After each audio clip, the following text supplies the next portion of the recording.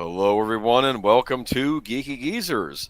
I am your host, I don't know, Boomer, and then my co-host, PaPa Pacelli. Well, that one you didn't have a problem with. Well, you could also be Troy Pacelli. Well, true. Yeah, that's absolutely. All right, so how you doing? I'm doing very well. How about yourself? Good. What you sipping on? I just finished. My stomach was a bit queasy, so I just finished off a ginger beer, and now I've grabbed myself the first thing I found, which is a Diet Dr. Shasta. Oh, this stuff is crap. But it's all that's cold. Hold on. Shasta? Diet Dr. Shasta. I yeah. haven't heard of Shasta Cola in ages. Yeah, What Menards carries is it. Is that a grocery store brand? No. It's well, I mean, it might be now. I don't know if suppose. it is or not. I remember it from back in the day in New Jersey. I don't think I've seen that since moving to the South. Okay. Yeah, no, it's not good. It is not a good Dr. Pepper ripoff. Okay. It's something that we picked up at Menards. We had on hand, and it's all we had that was cold right now. If you're stuck with like a no-name brand soda, you could always go with either root beer or grape soda because they usually can't screw those up. Yeah. Because I mean, brand is probably better, but usually they don't mess it up. Okay, I'm gonna say, I gotta say hello to the chat. Hello to the chat. Well, you didn't ask me what I'm sipping on. What are you sipping on? I have a mucho mango. That's a what's it called? Cultural appropriation. Well, yeah, that could be that too. What I was gonna say is is that a Snapple thing? It's Arizona. Mm. Okay, like Arizona iced tea. They also make Sure. Arizona other drinks. They have a grape aid, which I rarely see, but I've been curious. Grape ape. Oh, grape aid. Oh, aid. Grape Sorry, Not that's grape different. ape. That'd be cool if a grape ape was Right? on it. That'd be awesome. Yeah. But we should. I don't know. And next time Mexican Iron Man's on, I should ask if me drinking mucho mango is cultural appropriation, right? I know exactly. No. I'm Mexican and I give you permission. Yeah, we have Mexican Iron Man was on. Nomino Dominus Spiritus Sancto. You're fine. I have to watch that rant. You said he went on that He-Man rant because he's like an easygoing guy. Tries really not to is. make waves, and he watched episode 5 of the new Masters of the Universe. I mean, I swear, I thought he was gonna like burst into tears. You're gonna ruin my childhood. I'm like, wow, that's not how Mikey usually is. Well, but Andre just let him go, and he's like, I'm sorry, Andre. He goes, no, you go, you say what you got to say. And it was just brilliant. Well, think about it. He's like the new kid in the neighborhood, and like he had the He-Man figures that helped him get along with the new kid. I mean, that's what these things are. I'll be blunt. That's the thing, though. You got what's his name? Crying boy. Smith? Kevin Smith. Who's full of shit because he on his own damn show says, "Oh, I never really watched He-Man," and then he gets the job to promote the frickin' show, and he's like, "Oh, I used to run home every day after school and blah blah blah blah and this and that," and it's like bull frickin' shit. Someone like Mikey. He really knows his stuff. He really did go home from school and watch it. He really did buy those toys, Exactly. I mean, I don't claim to be a He-Man fan. I wasn't, and I was even of the age range. But I'm not gonna. If I inherited He-Man, I would not try to destroy what came before. In fact, I would be trying to make something that could become. This reminds me. A while back, I forgot to mention to you the He-Man movie, which will probably never get off the ground. But remember how there was always talks of Sony doing a He-Man movie? Mm-hmm. They were also planning to do a Barbie movie with Amy Schumer as Barbie. Yeah, that'll never happen now. And they were almost thinking of doing like a crossover and having like He-Man show up in the Barbie movie. And the guy who was going to direct the movie says, no thanks. I might be able to make this into something. Like he was probably hoping that maybe he could turn He-Man into like a successful movie series. Yeah. Let's not make it stupid. But he probably quit or got... No, I will admit that He-Man was a little bit after my time. That was very... 80s, and I was very 70s. Right.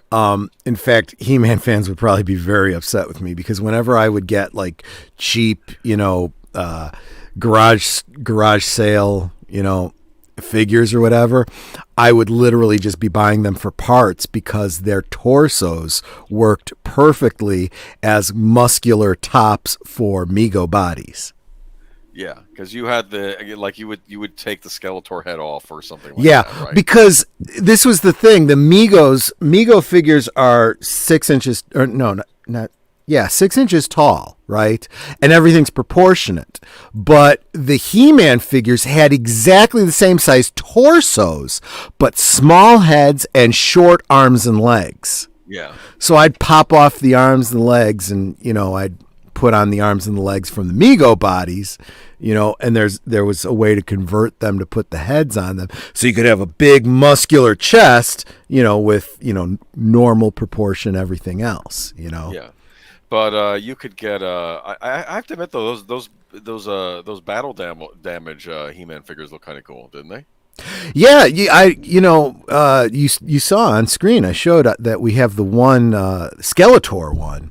But Yeah. I'm going to have to go back to Retro Blasting and watch his video on how to fix that, because it's, I keep thinking I had something that was also battle damage, but it wasn't He-Man. I don't know if they made other toys like that. Oh yeah, lots of toys in the 80s had that kind of thing. Like, was there a vehicle that did it or something? There were Other vehicles. There was all kinds of stuff. I don't The remember what it whole was. the whole shtick is that you have a spring-loaded panel that looks normal, and then if you tap it, you flip the switch and it flips to the damaged version. And like there was a Batmobile that had that too, where you would, crash it and the front end would get all messed up and then you'd flip it around again and it was fixed.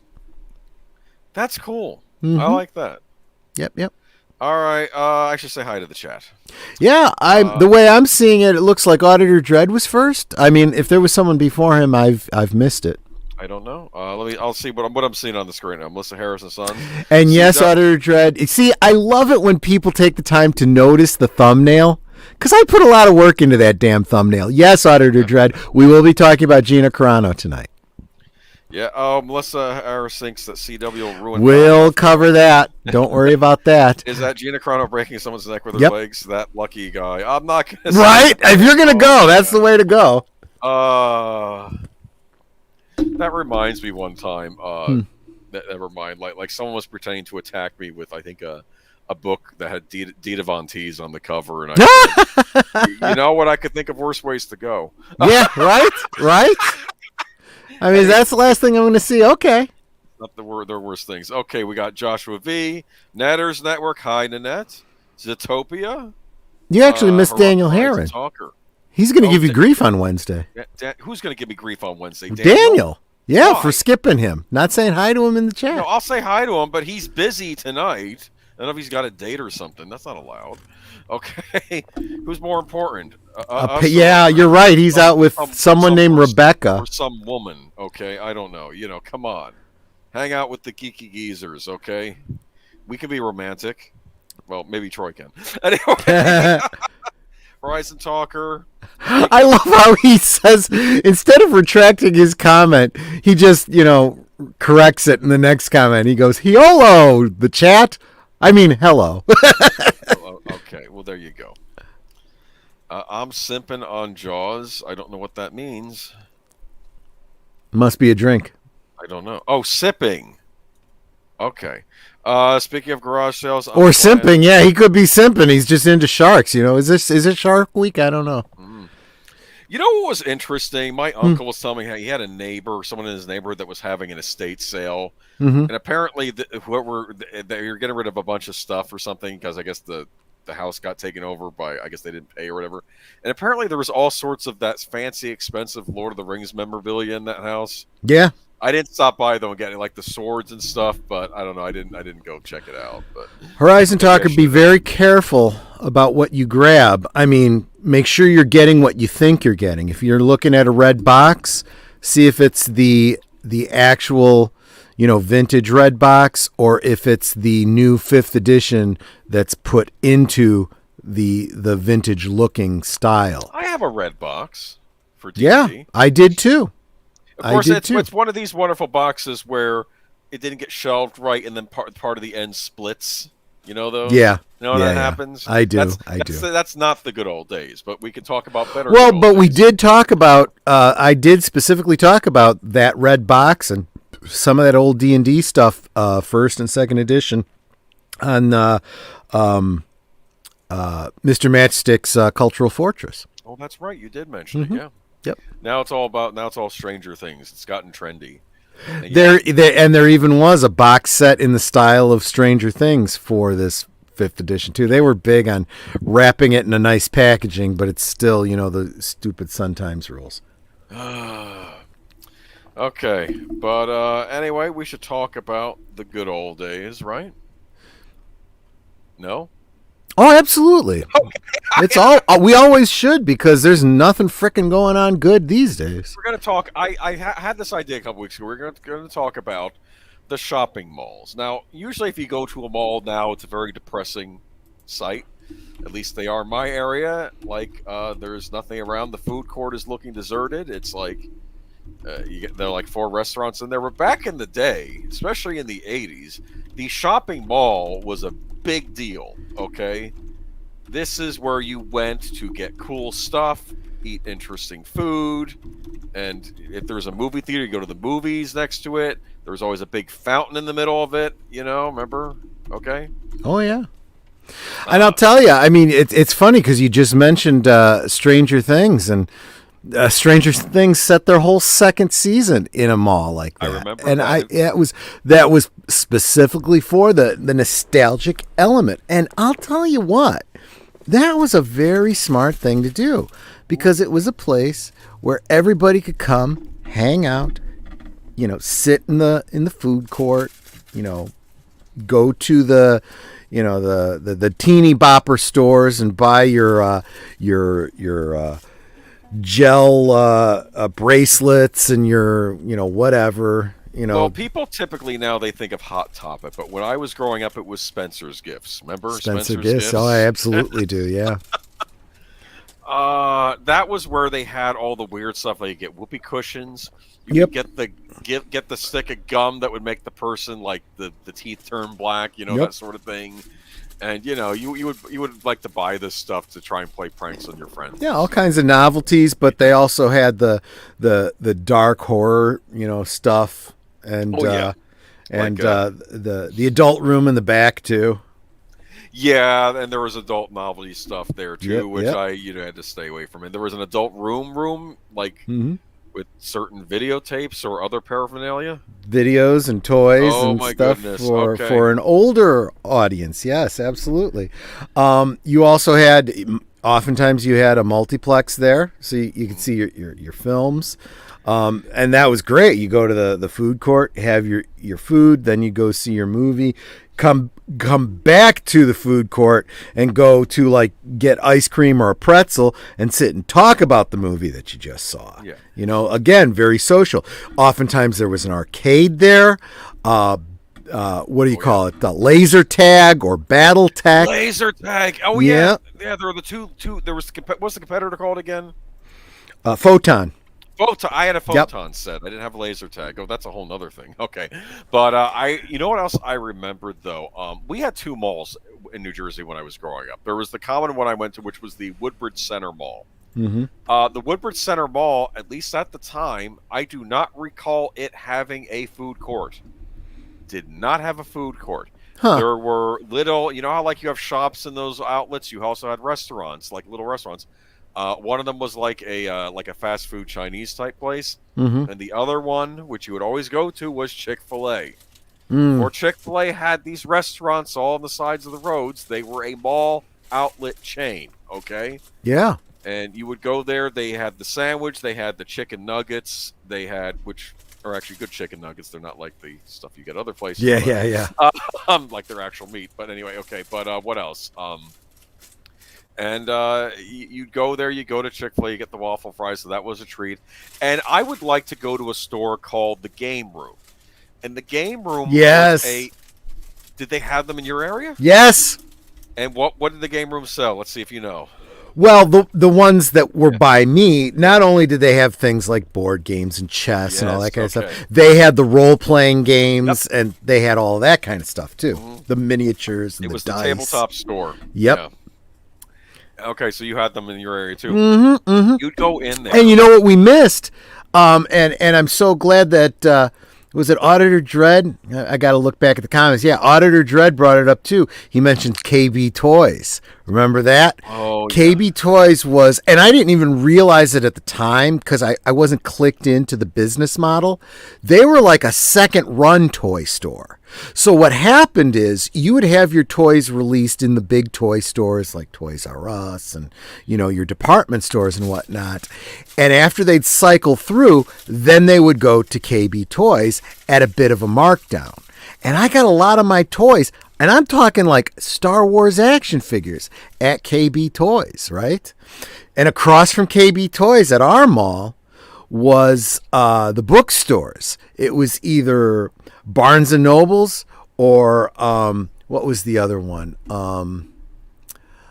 What was the other bookstore besides Barnes and Nobles? Walden Books. Walden Books. That's it. That's it. I remember Walden Books. Walden Books. That was the. It was funny. I worked for a certain big bookstore chain, and a guy came in looking for campfire stories, and I showed him scary stories to tell in the dark. But I was over at Walden Books like earlier that week, and I saw they had the Scary Stories Treasury, all 3 books in a hardback edition, and I kind of hinted at him, you can buy this copy here, but Walden Books has it all in a hardback on the bargain table. I'm not telling you to go there. I'm just saying what I saw. Right. Because I felt like this guy. He was wanting to read to a scout troop. Where they were going camping or something. So I felt, let's get him this. But my mother knew if I wandered off and she couldn't find me, then she'd just go finish doing her shopping. And when she was done, she would go to KB Toys. And if she didn't find me in KB Toys, she'd go across to Walden Books. It was one of those 2 places was where she was going to find me. One or the other. And I remember KB Toys, I think I got... do you remember a toy series called Rocks and Bugs and Things? I saw it, but I don't know anything about it. See, because you're making sense what you said about second run, because I think I couldn't find these, and then I found a bunch of that KB. And when you're a kid, you don't realize things have gotten discontinued, okay? Mm-hmm. And Rocks and Bugs and Things were funny because they were either you got these bugs, these giant bugs, and you press a button and the mouth would open up, and they came with these little goblin type things that they would eat. Mm-hmm. And the rocks, you would press a button and the rock would open up and would throw the guy inside. It was like these monsters you had that you could eat these little people. Okay. I really enjoyed those, and we're getting those at KB Toys. I also remember Electronics Boutique and Babbage's and Software Etc. Remember those? Yeah. Oh, those were where you went for your computer games, but they were really we're a sophisticated computer store, right? Now, what we're really talking about here, though, Aged Boomer, is like 80s era malls. Yes. Really, I'm a little bit older than you, and I remember 70s style malls. Oh, tell me about it. So what is that? in Hillside here in the Chicago area, there was the Hillside Mall. It was kind of smaller than the big malls. There, the theater was actually a separate building. So there was the Hillside Twin Theater was a separate standalone cinema, but next to it was a mall that was anchored at one side by Carson Peary Scott, and on the other side by Zare. You remember Zare? Anyone in the chat remember Zare? It was kind of like the closest thing I could compare it to would be like Target today, kind of, or not even like Walmart, because it didn't really carry. It didn't have like groceries or any of that kind of stuff. It was just it was the opposite of Carson Peary Scott. And it didn't exactly have a food court because there was nowhere to sit down with your food, but there were food places in one arm of the mall, and they had Garrett popcorn those of you that know the Chicago area know Garrett Popcorn. What is Garrett Popcorn? Garrett's Popcorn is like gourmet popcorn. Okay, so your buttered popcorn and your cheese popcorn was like nothing you have ever had. Okay, it was better than movie theater popcorn. It was better than anything you could ever get, at a carnival or in a bag. Oh yeah, it's still around. Garrett's is all over Chicago, but it's just not in the suburbs anymore. They had what do you call it? The caramel corn. It was the only caramel corn that I really liked. It was, and I still didn't like it as much as the cheese and the buttered popcorn, but it was really good. The cheese popcorn. Okay, when you think cheese popcorn, you think, yeah, right. It would stain your fingers, and it was a little bit kind of oily, but kind of like cheese, not like the powdered stuff that you get. You get it from a bag in the store. Yeah. Yeah. So at the holidays, you could get like the three, the tin that had the butter. It comes with all three. Yeah. Sure, but nothing like anything you've probably ever had. It was very, very different. Kind of expensive, but really, really good. So they had that there. They had a hot dog stand that had hot dogs. Chicago-style hot dogs that nobody else made them like that. When they went out of business, that mall pretty much went out of business. I was devastated because no one had hot dogs like that. So I said Zara on one side, Carson Pirie Scott on the other side, and in the middle of the mall was Woolworth. You ever heard of Woolworth? I've heard of Woolworth. Yeah, yes, but I don't know if I've ever been in one. Woolworth with the lunch counter there. My mom would tell me about it. Yeah, she told me. My grandmother used to take me on Wednesdays to Woolworth. We would have a bacon, lettuce, tomato sandwich for lunch. Sounds nice. And then she would give me some quarters to go play Space Invaders. Was there an actual arcade that had Space Invaders? No. It was just a Space Invaders game in the Woolworth. In the Woolworths, okay. Yep. Well, I have a question. This Space Invaders game, was it the black and white? Was it the cellophane? Was it the color? There were different versions of it. I'm trying to remember. You may not remember. It's been so long, yeah. But I can't remember. It was definitely the old, DOS screen type of thing, but I can't remember if it was black and white or color or not. I think it might have been black and white, to be honest. Probably the original machine. It was the doot, and you I had love the that. buttons. I love that.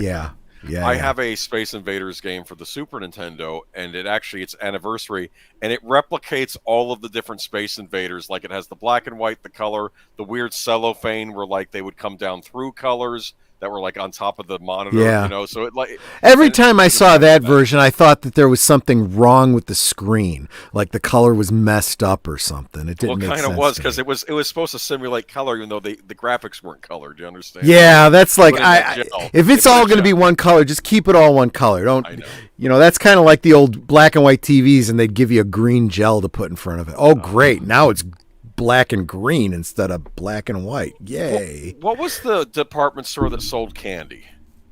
Wasn't there a department store that sold candy inside it in the mall? Was it Sears? There was at some of the malls that I went to in the 80s, there were these like bulk stores where you could go in and you can get all the different kinds of candies. You can get the chocolate covered peanuts, chocolate covered raisins, even things like nonpareils, Skittles and nonpareils and stuff. And you'd scoop them up, put them into a bag, and you'd buy them by weight. But they also had not just candy, they also had like pastas and flour and things like that too. Oh. Yeah, and we'd look at the pasta and Grandma was like, I don't know, because she got all of her pasta from the Italian store. So I'm like, that's fine. Just give me some candy. Okay. She'd get me some nonpareils. She'd get herself chocolate covered peanuts. She'd get my mom chocolate raisins, and then we'd like share, in the evening. When for you did you notice the mall was starting to go bye-bye? Was it in the 90s? Was it not the same? I'd say it was in the 90s because Nanette and I got married in 92. And just on a lark, I said, I'd like to take you back to the mall that I used to, take dates to when I was in high school and stuff like that and hang out with the guys and stuff. And I noticed that it just wasn't as crowded as it used to be. And a lot of things had changed. And then I heard it closed up. And then we drove by the hillside one that I was telling you about, and they turned it into a big CarMax. And the movie theater became for a while it became a church, some evangelical Right. church moved in there, Right. and now it's something else again. I think maybe it's a bank. It's weird because I've heard of some churches turning into other buildings, and now we see other buildings that weren't churches turning into churches. That's interesting. Yeah. But yeah, I do miss the mall, but maybe we'll revisit the subject sometime. But yeah, the '70s mall sound interesting because one of my favorite horror movies of all time is Dawn of the Dead, and there you get to see what a 1970s mall is like, in that movie. That's actually that was a pretty that was. What mall was that? That was one of the bigger ones. It was one of the first big ones, yeah, because Romero that knew was the guy like that owned it, yeah. Yeah, it was kind of like the precursor to what we had in the 80s. Yeah. I'm not sure that's the best representation of a 70s mall, but yeah, some of those stores give you the impression of what it was. Yeah, They had a pretty cool gun shop in that mall. And Dawn of the Dead, Now that I think about that, yeah, back in the 70s, you could go to a lot of different, not only malls, but department stores, any place that sold sporting goods, and you'd buy rifles, 22s, nice all hunting kinds of rifles stuff. in Yeah. that movie. I remember the one guy was mentioning the only sucker who would buy this gun, who would never shoot this gun, is the one who had the bread to buy it. Okay, because basically the rich person that buys this gun would never shoot it. Right. That's a great movie though. But all right. So anything else on malls, Troy? For now? No, that was actually some great memory lane stuff for me. I appreciate we might that. touch on this again sometime. Yeah. But I did want to mention that Melissa Harris is mentioning her son's birthday today. Oh, that's right. Happy birthday, Jake. Why don't we? Do you want to sing? You feel Sure. Like singing? Right, okay. Happy birthday to you. Happy birthday to you. Happy birthday, dear Jake. Happy birthday to you. There you go. We sounded pretty good in unison. Yeah. I'll find out on the replay at least. Yeah, Okay. you'll do what I do when I listen to Latino Slant the day after. It's like, oh, I should never ever sing. Netter's clapping. Yeah. Anyway, Melissa, we're happy to have Jake and you listening. We're going to be talking about our first story of the night. Troy's expert subject, right? No, I'm kidding. It's anime. Yeah, sorry. This is not my topic, but that's okay. Go for it. A term that is slowly starting to lose its meaning, and I'm going to start to referring to what I used to call anime as just Japanese animation, like I did in the beginning. You almost have to. It's now become the difference between a Japanese animation and American so-called anime. You have Kevin Smith go, "Oh, the Masters of the Universe anime." It's not an anime. Yeah. Okay. It was not. No. If it's made in Japan for a Japanese audience, okay. Mm-hmm. Okay. So Sony completes acquisition of Crunchyroll from AT&T. Good old Japanese cartoon, Jesse Rising Talker. All right, this is kind of, sort of major news. I almost don't have a dog in this fight, considering I hate both of these companies, though. Crunchyroll and Funimation, I have issues with both of them. Sony officially owns AT&T's Crunchyroll. Sony's deal to acquire Crunchyroll was first announced in December 2020. I think we talked about it back then. And sees Crunchyroll join Funimation. Sony's existing anime streaming property under one roof. The ultimate goal of the unification of the two anime properties under a single roof is to develop a unified anime subscription experience as soon as possible, says Tony Vinciquerra, chairman and CEO of Sony Pictures Entertainment, in a statement. The deal is priced at $175 billion. That strikes me as overpriced, but Okay, what do I know? Okay, and AT&T, which had been reported by the information to be shopping the service around for 1.5 billion. Okay, so they wanted more. Okay, we'll use the funds to help pay down the debt it amassed from its spending on streaming. Is this because of HBO Max? You know? Okay. In a radical shift away from its streaming strategy, AT&T has since decided to release its media assets and focus on its core connectivity business. Does that mean phones? Okay. Meanwhile, Sony plans to use the Crunchyroll service to broaden its already substantial anime streaming footprint. With the addition of Crunchyroll, we have an unprecedented opportunity to serve anime fans like never before and deliver the anime experience across any platform they choose, from theatrical events, home entertainment, games, streaming, linear TV, everywhere and every way fans want to experience their anime. Vince Aquero said, "Yeah, I do love it when monopolies happen. That's always a good thing." I'm kidding. Right. I have to tell you, I can't stand Funimation. I've ranted about them in the past. I don't even buy their releases anymore. But even in the days, they were the ones that would have on their DVDs these unskippable trailers. Oh yeah. Look, And let me tell you something. Let me pause you right there, because that's something I could totally relate to on this. Yeah. I have that same problem with Disney DVDs and so many others, even some of the independents. You can't skip crap. But let me tell you a little secret. Yeah. Okay? You make a copy of that DVD and watch the copy, and you can totally skip whatever you want to. What? Just saying that. So, like I always say, own physical media, but just to be on the safe side, make a copy and play the copy until you wear it out, and then make another copy of the original. It's an idea. Just saying. I'll think about that at some point. I have to say, because I own it anyway. But what was I going to say, though? But even on Disney DVDs, they have the stupid trailer, and you hit the menu button, and the big X sign comes up. You can't go to the menu yet, but at least you can hit the fast forward button, okay? Or you can even hit the slow fast. Nothing works on those Funimation DVDs. That's what I'm talking about. Every single time. You only need to watch a preview once or twice. You don't have to show it to me every time I want to watch my show. I pay money for this. I don't know what it is, but literally you make a copy of a DVD and you can literally go straight to the menu if you want to. Very, very interesting. Not real anime. Offline, I'll explain to you how to do that if you want some help with it. I may look into that at some point. Yeah, but anyway, big news. Crunchyroll, they got into a little trouble a while back because apparently it was something to do with funding, something called High Guardian Spice. They were going to use the money use money people paid.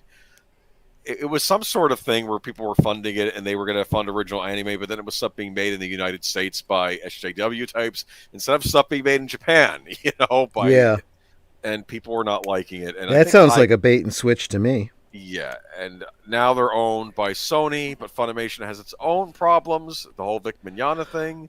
I'll tell you, back up again. When you start talking about a business model like that, that sounds way too much like the Hasbro HasLab.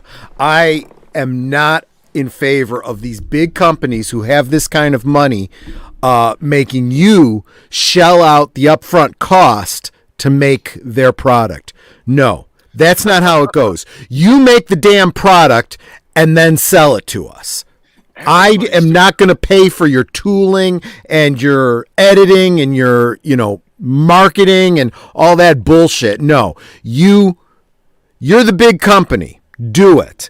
If you were a little independent guy, okay, and you were doing a Kickstarter to start a comic book, yeah, then I might spend $30 on a, prestige comic book. Okay? But no, I'm not doing that for you big company that has the money to do it. You cheap bastards. At some point that's going to be happening with DC Comics, right? You're going to start doing the funding. Okay? But here's my prediction. They're going to try it, and it's going to fail fucking big time because nobody is buying DC Comics now. They're not going to shell out a premium price for something that's coming out a year from now. Yeah, anyways. But yeah, I don't know how I feel about this. And I'll tell you, if you feel strongly about the way business is operating these days, check out my stream from Friday. We talked a lot about how business is changing the culture war. We're winning the culture war because these companies aren't making money, just like I've been predicting for a long time. Oh, so speaking of which, brings us to our next topic. Disney. Mm-hmm. Disney in turmoil.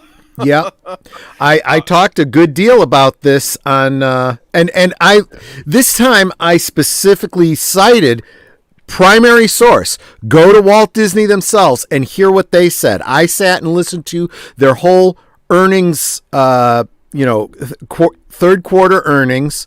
I listened to the YouTubers that I respect, like Midnight's Edge, who talked with Kamran Pasha, Valiant Renegade, some of the other ones, and I think I have a pretty good, insight on it. And basically, what it comes down to is, that whole investor talk is exactly what you would expect. It's what they're saying from the industry to the shareholders. They're spinning it the best that they can, but there's a lot of encoding in there that tells you, we really don't care what the social justice warriors want anymore.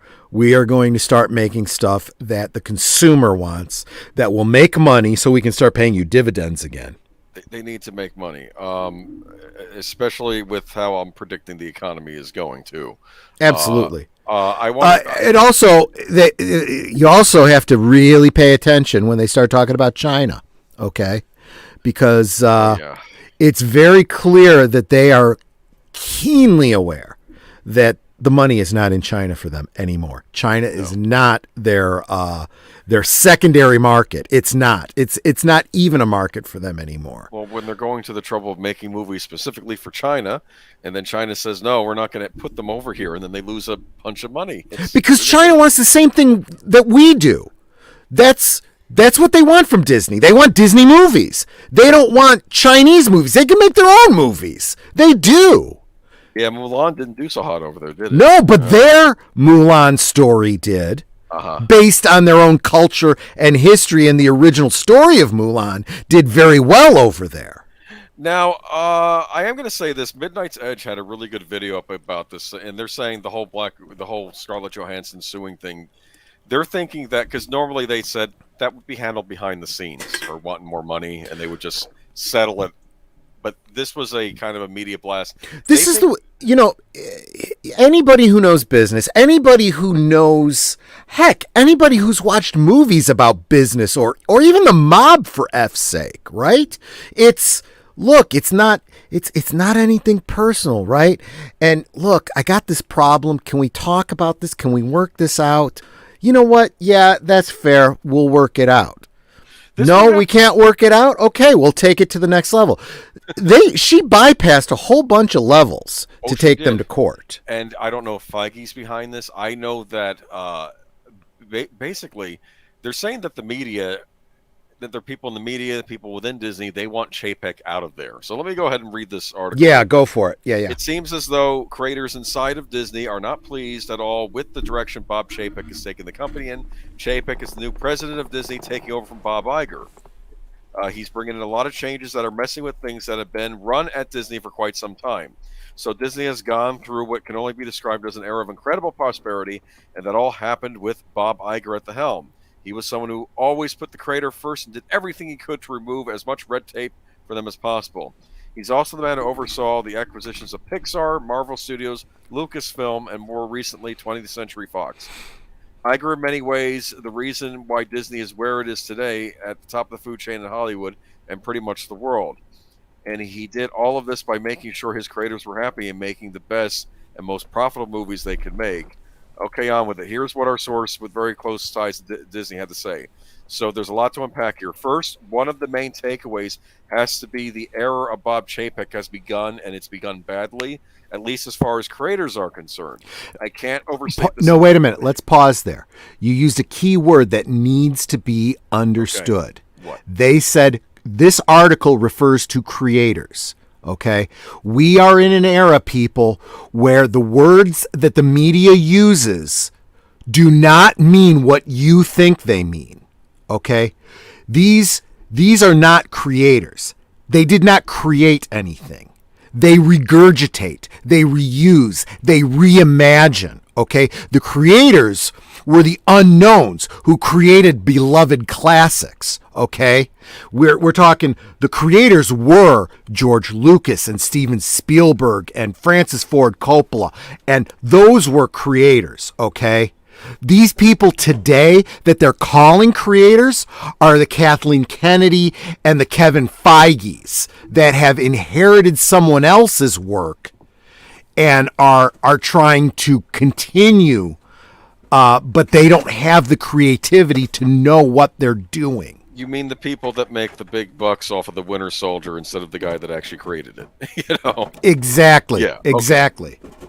But yeah. Or in Kevin Feige's case, to put an even finer point on it, he's inherited an MCU from Jon Favreau. Right. Remember, Jon Favreau is the one that created the MCU, not frickin' Kevin Feige. Yeah. So when everybody looks and goes, well, gee, why is Kevin Feige being all SJW, woman power, changing everything? Because he's not the one that set all this in motion. Well, it was Jon Favreau, you dumbass. Well, people forget that Marvel had the MCU going before Disney bought it. Okay, this was happening. Yeah, you remember it was all Paramount. It was Universal. It was like a studios working together with each other. And then Disney bought the whole store, basically. Yep. Right? And Jon Favreau leaves it, and it frickin' falls apart under Kevin Feige. Yeah. Now, the opposite is true over on the Star Wars side. It frickin' falls apart under Kathleen Kennedy, but then Jon Favreau comes in and fixes it. Yes. I am not, being a big apologist for Favreau. I'm just pointing out the facts. Okay, you cannot argue with frickin' results. Yeah, I mean, I'm sure he's... And that's what it comes down to, because that's what the money makers are looking at. They're looking at results. They don't give a flying fig about messaging or people's feelings or good or bad movies or any of that shit. All they care about is, am I getting dividends? Am I making money? Am I getting a return on my investment? And when they don't, they get pissed. Yeah, well, Favreau is about just creating. It seems like he's about creating an entertaining, Yeah, I mean, and he understands that what is profitable is what sells, and what sells is what the fans want and are entertained by. So, arguably, a good product.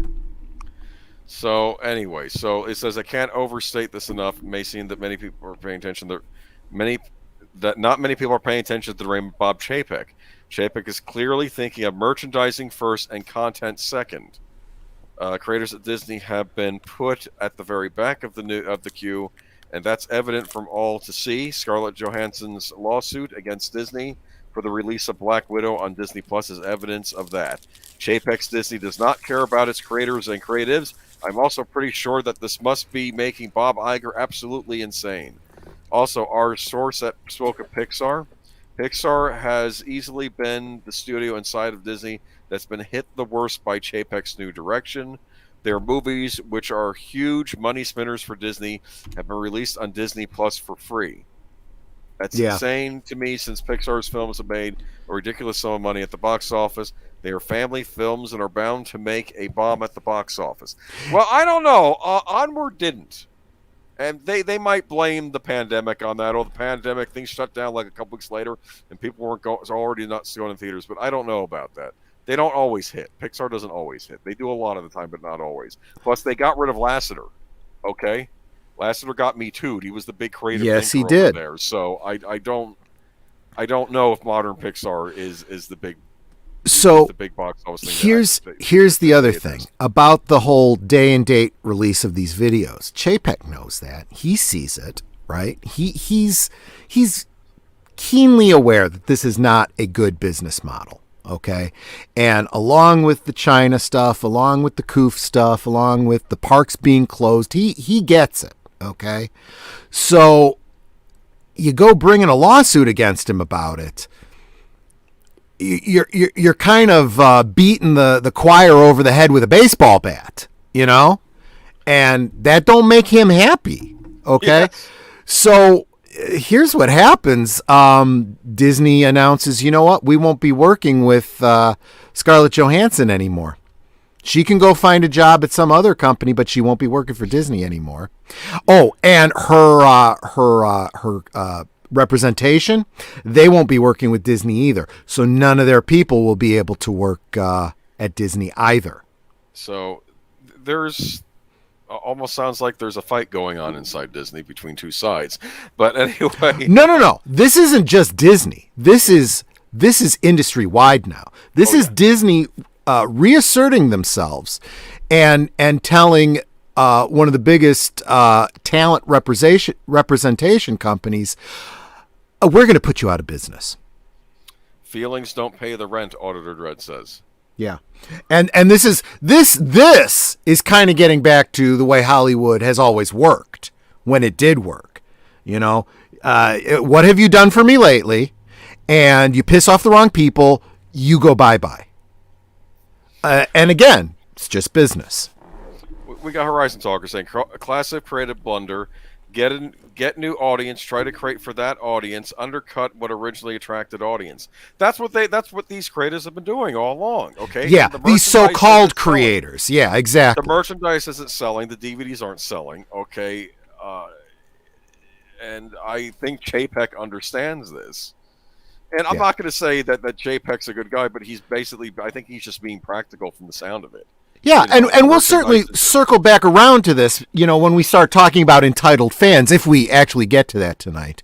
But we had a really interesting talk on one of Boomer's previous videos with some troll that came along, you know, bitching and moaning about the entitled fans. And I'm like, you're a dumbass. You don't understand how business works, do you? You know, nobody gives a crap about how well, you know, how many tickets they actually sell for Star Wars. What they care about is the T-shirts and the action figures and the memorabilia. And do you see any memorabilia for the sequel trilogy? No. It's all for The Mandalorian and the prequels and the original series. Yeah, you want to address it now? We can, sure. Yeah, okay, so here's what happened. This was you know what? Share the link to your video so people can go read the comments. For the love of Mike. Okay. No, you got to self-promote a little bit. You share the links for everything else. I got to do work now. Okay. No, it's in the notes. Oh. It's right in my notes. I gave it to you. Those, now I did the work for you. Okay. Quit how bitching. did this also this was the Star Trek video. Now we did something pretty. I'm going to give y'all of you, any of you aspiring YouTubers out there, I figured out a trick. It doesn't work all the time. But if you can get to a story before anybody else, which is what we did with that Star Trek story, because it broke on Sunday, and I tacked it on at the end, and I figured right after the stream, I'm like, let me cut this off and put it up by itself. And we did pretty well view-wise with that. I mean, not, you know, would be good for us, I'll say. You know what I mean? But and we did pretty well with that video, but of course, which I'm going to post in a minute once I find it. We had a guy come on and say, all these people complaining about Star Trek. Hold on, let me find it. This is why we do things in order. But anyway, what was I? Well, yeah, and it's like I've told some other YouTubers that, you know, don't listen to me or anything. You know, when a troll comes on and hits the dislike and starts bitching and moaning in your comments section, don't ban them. Don't remove those comments. Keep poking the troll, because the more you can keep them talking, the more engagement you get on your video. That's good. That's the kind of stuff you want. You can't pay for that kind of success. Now, I want to say that when he started out, he was being a little snarky, but he wasn't being outright rude yet. So I figure, okay, we'll engage. And he's like, yeah, I might have escalated it a little bit. You know what? He was already starting to before you jumped in, so don't worry about it. I thought everything I said was absolutely fair. No, nothing. You weren't rude or anything, but here's what happened, okay? He starts going on about I'm basically done with Star Trek at this moment. I'm not even gonna That's kind of what the video was about, right? I might have, as a joke, watched Star Trek Picard season 2 as like and reviewed the things before, but this was before Kurtzman. basically got his contract renewed for 150 million. So I realized none of the complaining or making fun of that I'm going to do, or anybody else at this point, is going to make a bit of difference. Whoever is running Paramount, they don't get it. Exactly. They're rewarding failure. He got 25 million the first time. They gave 150 million. You know, Kamran Pasha drew the exact correlation between what's happening with Kurtzman and what did happen 2 years ago with Kathleen Kennedy, when we were all like, she's obviously not going to get renewed, and she fucking gets renewed. It's like, okay, there is at least a 2-year gap between Disney getting their heads out of their asses and figuring out Star Wars, and Paramount CBS getting their heads out of their asses and figuring out Star Trek. Yeah, exactly. And oh my word. But yeah, and the thing that really kind of set us off was in connection with the contract being renewed for Kurtzman, just like Kathleen Kennedy. You also have Playmates getting the rights to do all the toys and action figures for Star Trek. And that includes not only the new stuff, but the classic stuff as well, which sets them up for the same kind of situation we have with Star Wars, where they can see very clearly what toys sell and what toys don't, which is a winner for us, the fans, communicating what we do and do not want from Star Trek. He got rid of his comments. Did he really? It's not there. The thread is not there anymore. That's funny. Okay, well, we're going to reiterate what we think he said, okay? All right? Yeah. He starts out saying, what are all these people they hit, but they're going to keep doing videos and this stuff. And I'm like, no, I'm not. I'm not watching Star Trek anymore. Oh, you say you're not going to. I'm not going to be watching it, and I'm not going to be watching it. Okay. Well, then he starts on good, because they don't want you. They don't need you, like you're an old fart, fogey, entitled fan. Well, first he starts talking about, it's like, I think we're the problem. Like, he's trying to talk boomer to me, as if, I guess he is a boomer. Like, I'm a big Star Trek. I started watching the old show in the 70s, and I there are things I liked on their shows, other things I didn't like. Like he says how I'm not sure about Picard being an artificial life form. Like, you're not sure about that. Yeah. Okay, because that's the stupidest part. But he kept trying. He kept pulling all the straw man arguments. Right. He was arguing things that I was not saying, and Boomer was not saying. He kept saying it's all whole problem is about inclusivity. You don't want inclusivity. And he's projecting these arguments on us that we're not even making. We didn't bring up the SJW stuff, the diversity, the whammon stuff, none of that. We didn't say any of that. He did. And I'm like, look, nobody has a problem with any of those things, because Star Trek has always been about diversity. It was diverse when it wasn't popular, I made the argument. I gave Discovery Season 1 a fair shot, and I even said, wasn't perfect, had a lot of problems, but so did TNG Season 1. I'm going to continue at Season 2. Season 2 went off the rails bad. Yeah. And then I was done, okay? And then I tried Picard, and Picard was terrible. Terrible in a different way than Discovery was, I'll give it that. He then made the argument that, well, you got to understand that things change. I'm like, that's fine. Because he made the comparison when they went from the original series to Next Gen, things changed because time goes by. I'm like, that's fine. They didn't go back and retroactively change the past, which is what they're doing now. When they go back and they retcon stuff, that's the kind of change that fans cannot tolerate. Fans have been buying chronologies and technical manuals and encyclopedias for years, digging into this stuff, and then you fucking upend all of that stuff. He tried to use the example, well, nobody had a problem when they went from blue science uniform, red engineering and security and gold command, and then they flipped it, the red and the gold, and I'm like, no, because the uniform changed. Just like nobody had a problem with them going to the weird, goofy, purplish, gray jumpsuits in the motion picture and the bomber jackets in 2, 3, 4 through 6. Okay?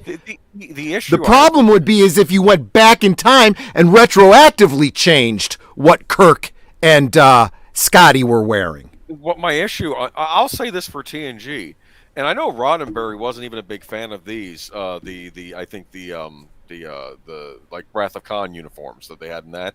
But when they would do flashbacks, and when you saw a picture of Picard at the Academy, he was wearing those old uniforms. They kept that continuity. Okay. Yeah. I also wanted to make a point though, and then he goes on about us how we're the problem. We're the problem. Like, what do you mean we're the problem? Apparently, from what you've been saying, you're not the problem. I'm the problem. And then he's like, no, what I mean is we, the fans, are the problem. We're entitled. Yeah. And as soon as he starts on entitled, I'm like, you're damn right we're entitled, because we're the ones that pay the damn bills. Yeah. We're the ones that buy the tchotchkes. We're the ones that watch the show, which gives them their ad revenue or their subscription dollars. We're the ones that go to the theater, that buy the tickets, and if you don't have us, what is it? The 19th rule of Ferengi acquisition. Dignity and an empty sack is worth the empty sack. Well, guess what? Fandom without the fans is worth an empty sack. Yeah, and I kept jarring him. I kept saying, "Go tell your bosses at Paramount I'm not watching Picard season 2," because for all we know, I don't think. The video got some attention, but not nearly as much attention as other videos on this. Well, because why is he bugging me? But after the first 48 hours, then Critical Drinker and Valiant Renegade and all of them got their videos out.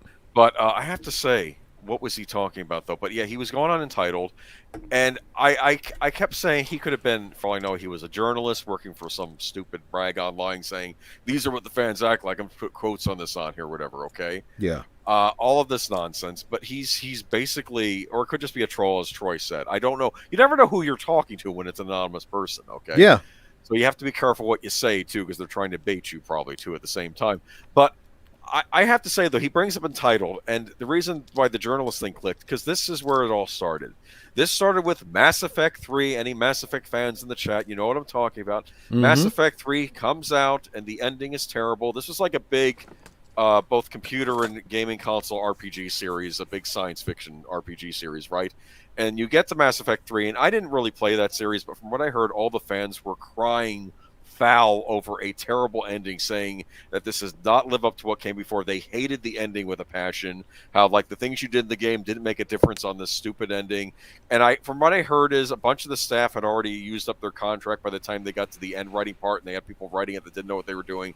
But then Colin Moriarty of IGN goes on this, the supposed libertarian guy who worked for the network, and he goes on this thing. Well, just because you didn't like it, you're signing these petitions. I think you're just entitled. He goes on this whole entitled spiel, okay? And not that we want to give you the link, but you can find it on YouTube if you look for it. Right. And he starts saying how people were complaining about Day 1 DLC, which they should, because why are we getting Day 1 DLC? Yeah. The game is supposed to be finished. DLC is supposed to be what they make after. Well, now you got to. You also got to.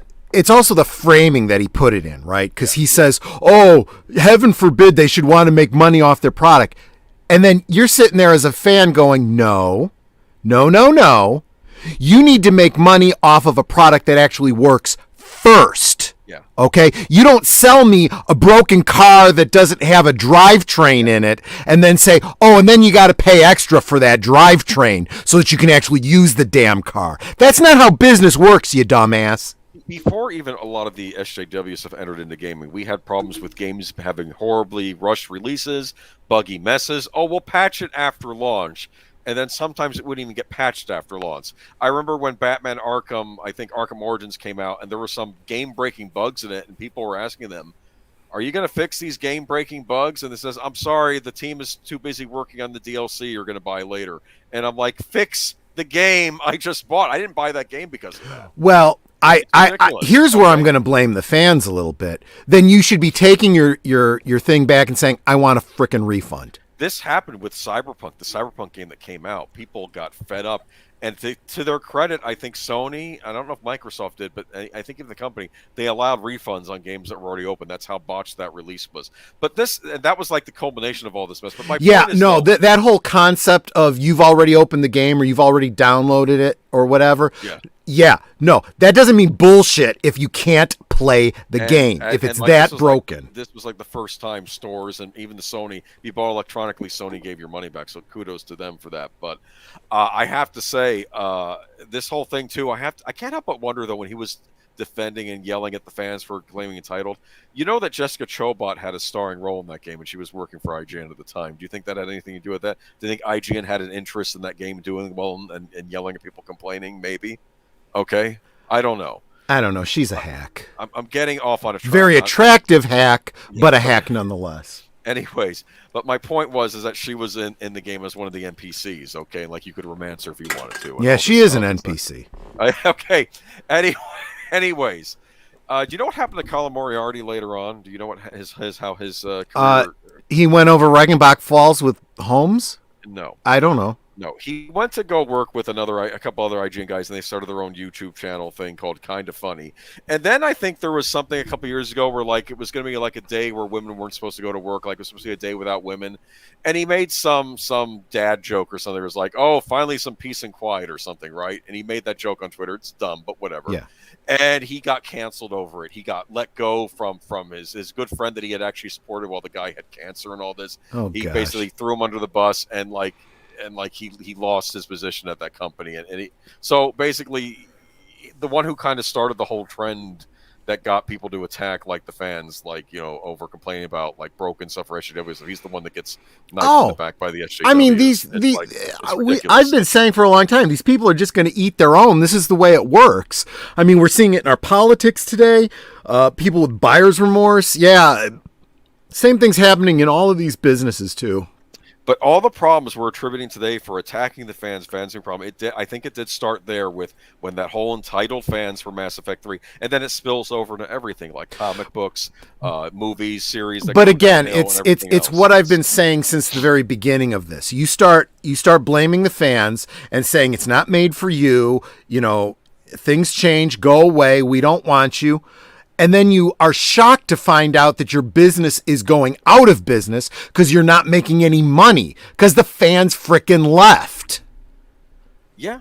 Well, you know, it's like when I used to work in retail and when I used to work in restaurants and stuff like that. And I would see my peers that would be like, I really enjoy my job, but I can't stand the public. I'm like, do you understand? They're the ones that pay your salary. Yeah. It's not the boss writing the check that the money comes from. Really, he gets the money from the customers. If the customers don't come in, they don't need you. And this is why, you know, we do the same thing when people start talking about raising minimum wage to 15, 20. I said, why not make it $100, $1,000 an hour? You know, just whatever. Because what ends up happening is either your company goes out of business because they can't afford to pay you, and now you're out of work, or they come up with some other way to automate and you lose your job. Either way, you're going to get zero. So congratulations, you got now $20 an hour minimum wage, but you're making zero of that. Pre-orders. Oh, look at this. Pre-orders were a cancer in the gaming industry. Yeah, don't pre-order the game because it can come out as a buggy mess. We got other things here. Hold on. This is what I was saying too about comics and HasLab and all that kind of stuff too. You're too big a company to be pulling that kind of shit. You know, you've got the money, put out the product. If you can't afford to put out the product, then screw you. We don't want to have anything to do with you. You know, if I'm gonna invest and prepay on something, it's gonna be the independent guy who's really putting in his sweat equity and actually doing a great job. And I'd be willing to pay 3 times as much too. Yeah. All right, but he was mentioning that the developer was blaming EA for pushing the deadline. Oh, I don't know. Okay, whatever. Well, and I do get that, and I don't know gaming, but I do understand software, and I do understand that technical things happen, and it's like, we're not ready, and you have some company saying, well, you got to push it out there. And I've been on testing teams for software, and we're going, okay, great, we'll go live tomorrow, and no one will be able to do their fucking jobs because your operating system's going to crash. Congratulations, we made the deadline, you got your bonus, but the company is fucked. Much like what happened with Cyberpunk. I mean, they're the guys that made the Witcher game. The Witcher, you know about the Witcher, don't you? Not really, no. You've heard of the title, at least. I know the title, and I know they made a famous film out of it that some people did not like. Popular, but the game is really what set it to be popular. And this company then goes make Cyberpunk. You know the Cyberpunk RPG game, right? They actually yeah. They're gonna make a computer RPG based on it. They even got the original creator. He was on board as creative consultant and everything. And makes sense. Then it couldn't run on modern hardware at all. It would and not only that, but if you wanted to go out and buy the next gen systems, you couldn't do that either because they're being scalped all the time. So people were buying this game that they couldn't play. It's ridiculous. Okay, but anyway, let's move on. I think we've rambled long enough, right? We got Disney's quarter 3 earnings results, webcast. Anything interesting from that? Yeah, I think we've kind of covered that one, really. Okay, so let's move on. But that does kind of lead us into the next article. Some other regrets that Disney is having on the Marvel side. Oh boy, it's like they can't catch a break in some ways, but there's a lot of landmines on this particular one. Yeah, Disney hints at regret. Too late to change Shang-Chi theatrical release only plan. Yeah, because I guess did they do this in reaction to the Black Widow thing? Or is this always going to be theatrical only? From a business standpoint, I think we all agree that it is wise to do a theatrical release only first for, say, 45 days, okay? Right. And then you move to a premium stream, okay, for, I don't know, however many weeks, and then you move it to your regular catalog on your, regular service, on your streaming service. That makes sense, okay? I would further go on to say, and after that point, then you release it on DVD as well and make that money as well. If you cut out home media, you're leaving money on the table. Never leave money on the table, okay? Which is what they're doing when they go day and date release, stream and theaters, and what they're doing by not having home media. Be that as it may, it was bound to happen. And yes, the whole Scarlett Johansson case, the legal case, is speaking directly to how it's not good for the business. It's not good for anyone involved in these movies. It's not good for anybody. Okay. So shall I read the article? Oh yeah, go ahead. Okay. Shang-Chi and the Legend of the Ten Rings was announced months ago at Disney's first MCU title of the pandemic era to get theatrical only release, but that's not the decision the studio would make today. On Disney's August 12th quarter earnings call, CEO Bob Chapek hinted that releasing Shang-Chi only in theaters was not a move the studio would make now, citing the unfortunate resurgence, I guess, of various strains of this virus, okay, that the studio didn't see coming. Just a few hours before the call, Sony Pictures announced plans to delay the release of their Venom sequel by 3 weeks. The Venom 2, Let There Be Carnage. Okay. The Delta variant surge means that a delay for Shang-Chi is not possible. The studio confirmed. Chapek cited the pandemic as the main reason the studio created simultaneous release windows for their theatrical features in 2021. Although Black Widow was one of the top-grossing films of the pandemic, making $60 million alone on Disney Plus purchases, the studio appears to be returning to theatrical-only debuts. But Chapek noted that all Disney film releases are considered on a case-by-case basis, and decisions are subject to change. Other 2021 releases include Steven Spielberg's West Side Story remake, were mentioned with the implication that they will retain their theatrical release date and format. Okay. So we got two moving slides here going on. First, there are contracts, right? If you plan a specific release, and this is true on the talent end with like Scarlett Johansson kind of a situation. They make agreements and they need to stick to them. But there's also agreements that they make with the theaters, right?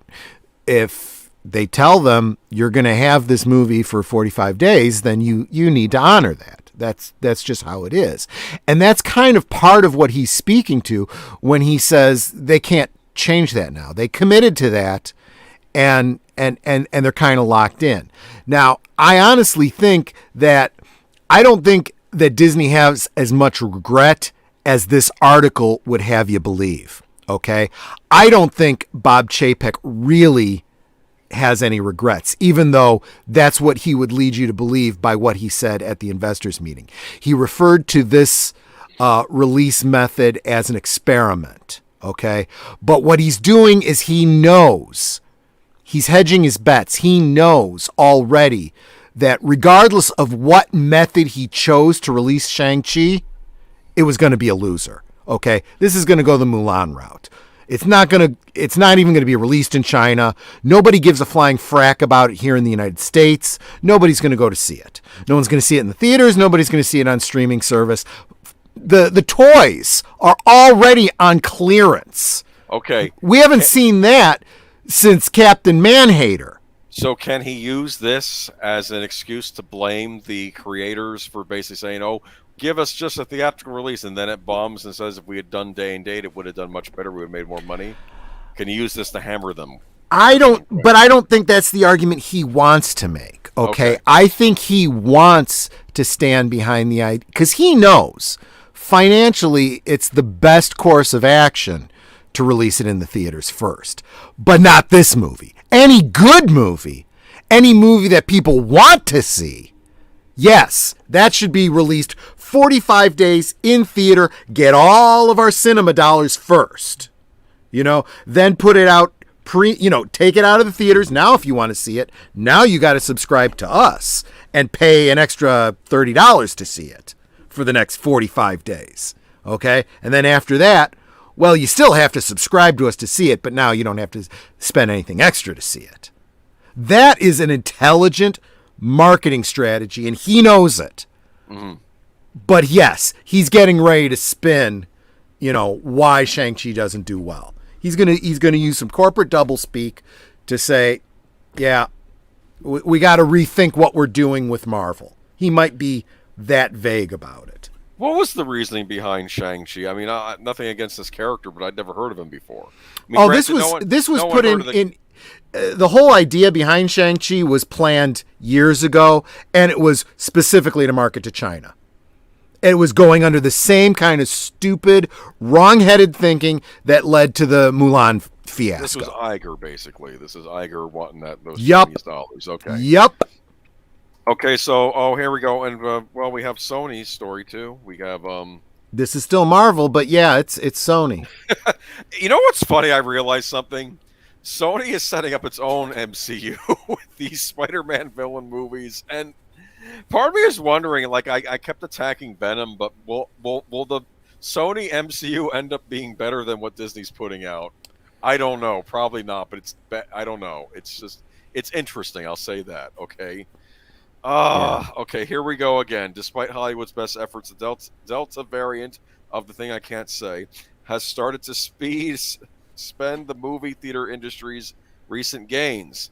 Given the rocky film landscape, Sony Pictures has announced plans to delay the theatrical release of Venom, Let There Be Carnage, the studio's upcoming comic book adventure starring Tom Hardy as the eponymous alien symbiote.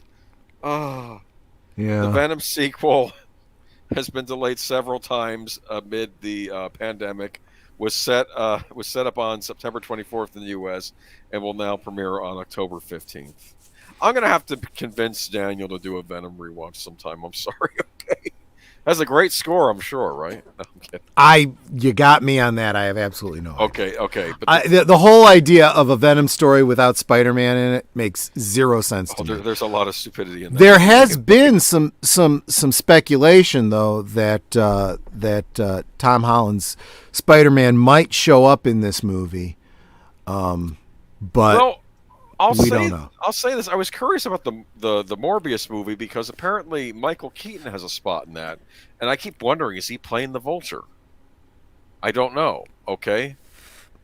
I could see that. It makes sense. Yeah. I don't know. Anyway, okay. So the delay comes as pandemic cases are skyrocketing in the U.S. due to the highly contagious Delta variant. The surge has led to a decline in consumer confidence in returning to the movies, according to a recent survey conducted by the National Research Group. 67% of moviegoers say they're very or somewhat comfortable visiting their local multiplex.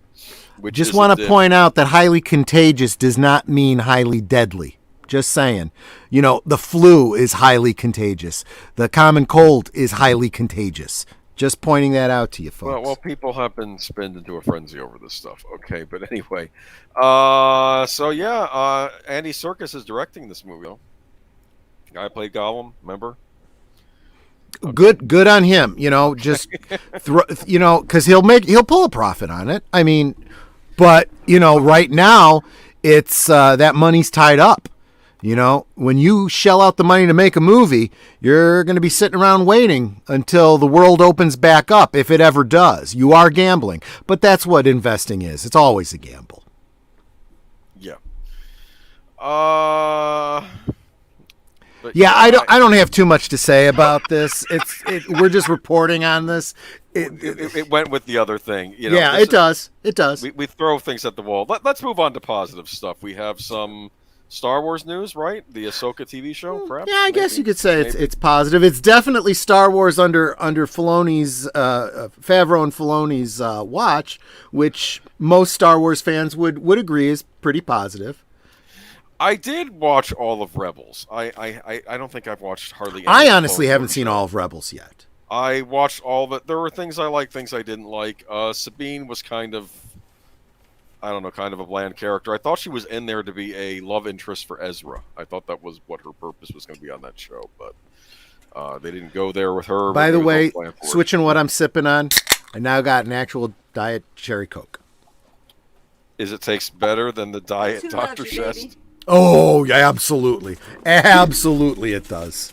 Okay, Disney Plus's upcoming live action Star Wars series Ahsoka is reportedly looking to cast an actress to portray Sabine Wren in live action. Sabine first debuted in 2014's animated series Star Wars Rebels, which was one of the first significant Star Wars projects. Disney released following the acquisition of Lucasfilm. Maybe Aubrey Plaza. What do you think? I don't know. Oh. I don't know about the casting. I mean, I've seen several fan castings. I've seen a bunch of people being suggested for the role that looked good, but I have no flippin' clue who these girls are. Yeah, I don't know. In universe, Sabine is a Mandalorian warrior descended from Clan Wren of House. Yes, I don't know. Look, what it basically comes down to is, I mean, if you don't know who Sabine Wren is, this is because this is a character just like Ahsoka who comes from that Filoni-verse, those cartoons that, guess what? Absolutely 100% established now as 100% canon. You can't argue that they are non-canon now. Well, even when they were started under Lucas, when Lucasfilm owned it, right? Remember the majority of the Clone Wars was made. Right.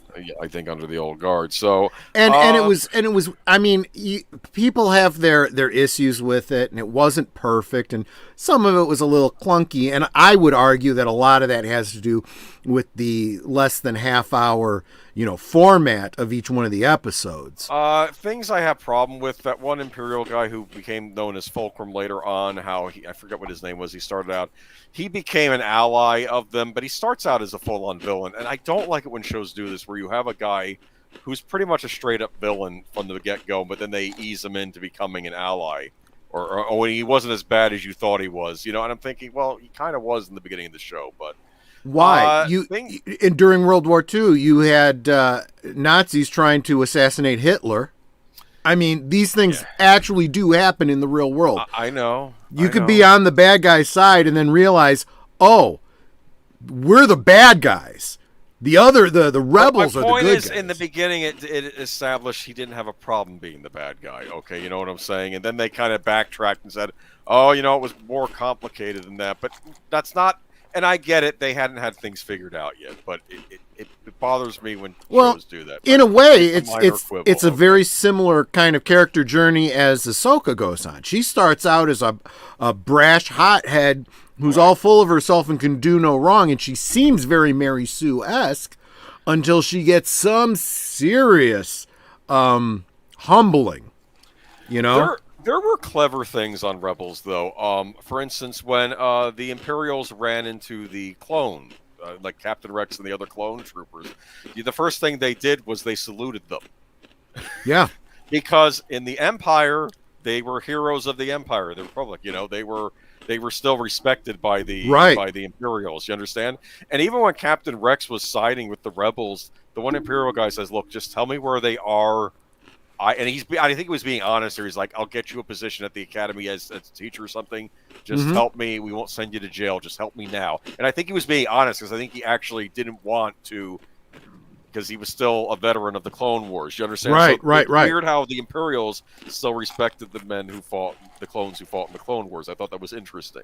And then the thing with the Veil of the Force at the end, I thought it was interesting how the big thing, I was going to get annoyed if it culminated in like the Death Star getting built and that was what the whole plan was on the Ezra's homeworld and Lothal or whatever. No, I didn't want that. But then it was more about the Emperor trying to find the Veil of the Force. Okay, that was more interesting to me. Okay, 'cause at least it wasn't the this same is thing. Okay. a great example of not changing something, of actually honoring what's gone before, working within the canon and enriching the canon. So there were things I liked, things I didn't like, but I didn't hate it, and I don't, think it needs to be. And I'm gonna point to the prequels. Treatment, it could be good. There were some things I didn't like about the prequel trilogy, but a lot of, but by and large, it holds up pretty well. It's still pretty good. It doesn't take anything away from the original Star Wars, so good. Same thing with all of these animated features or animated series that that Filoni has been involved in.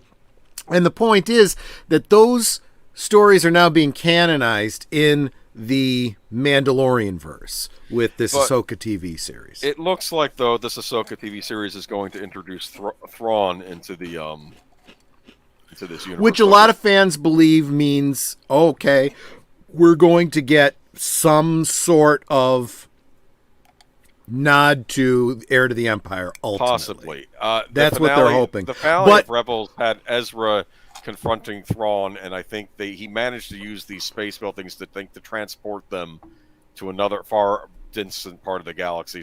It was basically a way to defeat Thrawn, but not killing him. It's him and Thrawn they disappeared somewhere. We don't know where. Right, okay? right. All right, and that's how it ended. That's why, and that might explain why you don't see Thrawn in the original trilogy. I don't know how they explain that in the original Heir to the Empire book, but anyway, I guess it was a similar idea that he was involved in some far out area. Gotcha. Took him out. They kind of explained it away, but it's the kind of thing where it's like, well, that doesn't make a lot of sense. Why wouldn't the Emperor pull him back in when he needed him? I mean, it's just a lot of, there's a lot of things about the EU that weren't spot on, and you can argue, okay, you know what? It's non-canon, but enough of it is good enough to be canonized, but let's tweak it a little bit because some of it was kind of dumb.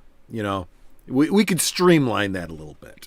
Yeah, Arthur Dread brings up a point. Rebels had the issue of really making Imperials inept. Yeah, because Thrawn wasn't. And there was one episode where he had a perfect plan to corner, and then one of the stupid commanders pulls out of the formation to chase, and he's like, "Stop it! What are you doing?" And that's he knew what he was doing, but the other ones, yeah, I know. But it's it's that in my opinion is some really good storytelling.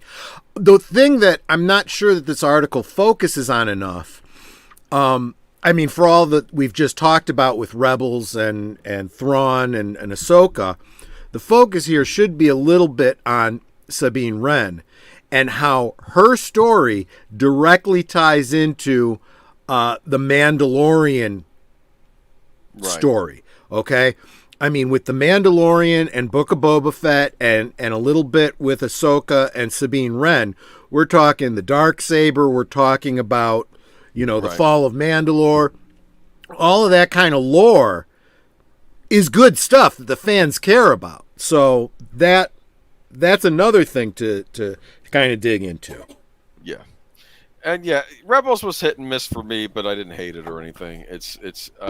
I like I said, there were some clever things in there, and I think maybe under uh, maybe if Favreau's observing this, they'll make it better for this show. We'll see what happens. I mean, we'll see what happens. Yep. I don't know how this show is going to be. Who knows? But we'll see.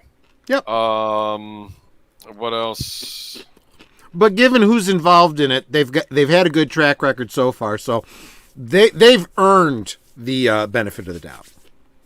Okay, and the EU Thrawn was dispatched to deal with an external threat. Okay, equal to the existential nature of the rebels. Okay, gotcha. I don't know if that's that thing that they brought in the novels later on, which I don't want to talk about right now. But anyway, yeah. Okay, now back to my baby. Okay, well, not my baby. Like, well, you know, my one of my favorite things. Okay, which is just being ground into dust right now.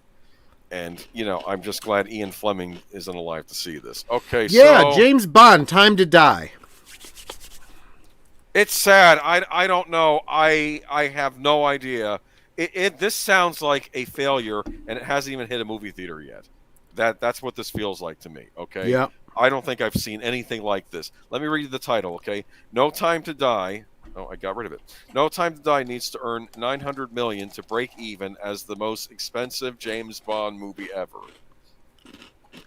So let me first point out that our take on this is going to be very, very different from what you're seeing in all of the other YouTube outlets right now. Because there's a lot of people out there going, okay, woke James Bond is going to fail. It's already set up to fail. Look, this has nothing to do with how woke it's going to be, how crappy it's going to be. We all know it's going to be all of those things. Yeah, I mean, But that is not, you know, that's just a small part of why it's going to fail. Yeah, that's definitely how they were selling it. I have no idea how the movie is because I haven't seen it yet, but that's how they were marketing it as. Oh, look at this. You have the first black female 007 and all this other stuff, and yeah, we don't know how that's going to play out. So we in the already movie, know that that kind of marketing pushes fans away. So they're already not going to get all their fans back because of that. There's already fans that are pissed that aren't going to come see this. And that's not going to bring them any new fans. There are no, you know, purple-haired, you know, whatevers that are going to go, oh, I got to go see James Bond to support our girl. No, that's not going to happen. But even if this was going to be an awesome return to, you know, Roger Moore era James Bond, okay, it needs to make $900 million to break even. That ain't going to happen in this current market anymore. That might not even happen. Maybe at Bond at its height, and if we were a healthy movie-going audience, maybe. But because Bond is still popular, but okay. So it used to be your movie was a huge success if it crossed the $1 billion threshold. Now it has to cross the $1 billion threshold just to break even, and still will be considered a flop. Yeah, I'll read a little bit about this. No Time to Die has been plagued with delays from the movie initially supposed at theaters way back in November 2019. I'm going to say this, too. This is another problem with a lot of these movies that get constant delays. The hype is for a movie that's coming out this year, and then it gets delayed and delayed again and delayed again, and you're like, are you that excited anymore when it's 2 years out, when it was supposed to come out 2 years ago and you're ready to see it? I'm telling you, the only movie that's done that and maintained the excitement of the fans is Ghostbusters. And that's because they've been very clever and very judicious about their marketing. Mm-hmm. I'm also going to say this. The last James Bond movie, everybody seems to forget this, everybody in the press. Spectre was terrible. Okay? I didn't like it. I wanted to like it. I don't go into any Bond movie not wanting to like it. And there have been bad Bond movies before Spectre. I'm not saying that was a bad Bond movie, okay? It had a great stinger in the beginning, the pre-credit sequence, and then it just kind of goes downhill from there. And it shouldn't have been bad. They cast a great actor to play the main villain, his nemesis. I didn't like it. They were trying to tie everything together. They were trying to tie Casino Royale and Skyfall. It was all part of this big conspiracy. No, it wasn't. Those were two different things. And But anyway, I didn't care for Spectre, and now they're bringing Daniel Craig back, who's been quoted in the press saying he doesn't want to play Bond anymore, but he keeps coming back. But let's go back. Okay, so thanks to a director change, they changed directors. They got rid of Guy Ritchie. I kind of curious to see what he would have done, but there was a controversy because he wanted Bond to get Me Too, but it's probably going to turn out that the Me Too accusations were BS, and you can't have that. Okay, an injury, and what they've said though officially, that's what I think, is that he wanted to kill off James Bond, and they said you cannot kill off James Bond. Oh, is that what Guy Ritchie wanted to do?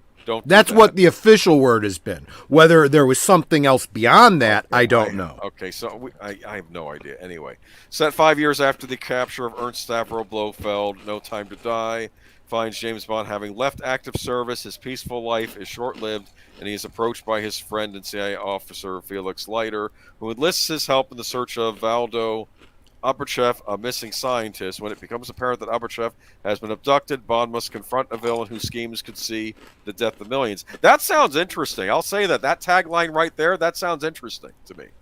I would go see that movie. It's all this rest of this marketing that just hasn't been good.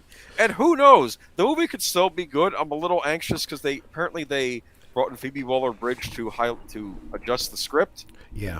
Which to hell with her. Yeah, but again, all of that aside, keep in mind, the math still doesn't work, okay? Because if they have to make $900 million to break even, and I'll be honest with you, by the time it actually comes out, I think it'll be closer to $1 billion. Because remember, we've said this about all these other franchises they keep pushing out. They borrow money in order to make these movies, and they are paying interest on those loans. So every month that goes by, this movie is not released, is money they're losing. It's not just sitting on a shelf and, they're at, $0 until then. They're going negative every month. Okay? So, but the other factor is breaking even is not what they're going for here, because breaking even is $0. Okay? Breaking even is no profit. And so the business calculation is they need to make 3 times that $900 million in order for it to be considered a successful film. This is a disaster. That's close to $3 billion. What was the last movie that you saw that made $3 billion? Titanic. Did that make $3 billion? I don't know. No, it didn't. No movie has ever made $3 billion. Here's what I've never seen this happen with a movie before. This is some weird conflation of events. I mean, we've had like box office bombs throughout film history. Cleopatra was a huge one. I think that I don't know. Was that 20th Century Fox's? Did they I don't know. That one did badly, but they had a success with something else that came out that year that they didn't expect would be successful. Otherwise, I think it would have sunk the studio back then. But let me read from Joe Blow, though. This is another article. Yeah. During a normal box office climate, a James Bond movie approaching $1 billion globally could easily be expected. The last 2 outings, Skyfall and Spectre, made $1 billion and $880 million worldwide. That's pretty good, okay? Respectively. Unfortunately, this is not a normal box office climate, and the international as well as domestic moviegoing is still trying to recover from the wreckage of the pandemic. Another huge global franchise, the Fast Saga, has seen its ninth saga grossing $642 million worldwide since opening in June, and while that is a solid figure during these pandemic times, it failed to top $1 billion globally like the previous 2 installments. So this does not sound good for Bond, okay? Yeah. And I don't think it's going to even earn what Fast 9 did, or whatever the title was. Well, what did they say it made? Didn't you say that the previous one, the Spectre, made $800 million or something like that? Yeah, I think $80 million. And you said it wasn't a very good James Bond film. No. So you can't expect the next movie, the sequel, to make more money than the bad previous film. It's just not going to happen. Okay, no. You're not going to pull... You have fans that went to see Spectre that are going, okay, I'm done. I'm not coming back. Even if it's a small percentage, that's a percentage. And you're going to make less than you did before. An old school Bond fan, would have come back for this one. My problem was they did all of this marketing about how they're basically attacking their own character. So this is the 1-2 punch, right? Okay? Go ahead. Like I'm supposed to somehow be ashamed of liking James Bond because they're always saying Yeah. they're always attacking the character now. Then stop making Bond movies if you don't like him anymore. Find Right. some other property, okay? Right. Okay, but if you're gonna make a Bond movie, don't constantly be attacking. Like, oh, we're not gonna call them Bond girls anymore. They're gonna be Bond women and all that. Oh, whatever. Okay. Dignity and an empty sack are worth the empty sack. And that's what they actually have again here. And this is the 1-2 punch. This is the SJW marketing that pushes the fans away so you have nobody coming to see your movie, and the coof that is preventing anyone else who would go to see it from going to see it. Yeah. This is the 1-2 punch, okay? And I guess the killing blow is you spent so damn much money on this movie, and you keep throwing good money after bad money, and you paid through the nose to bring this actor back. Well, guess what? Now you've overinvested, and you can't make that money back. They were originally going to plan to bring Tom Hiddleston in as Bond, which might have been an interesting choice. And then apparently he was dating what's that singer's name?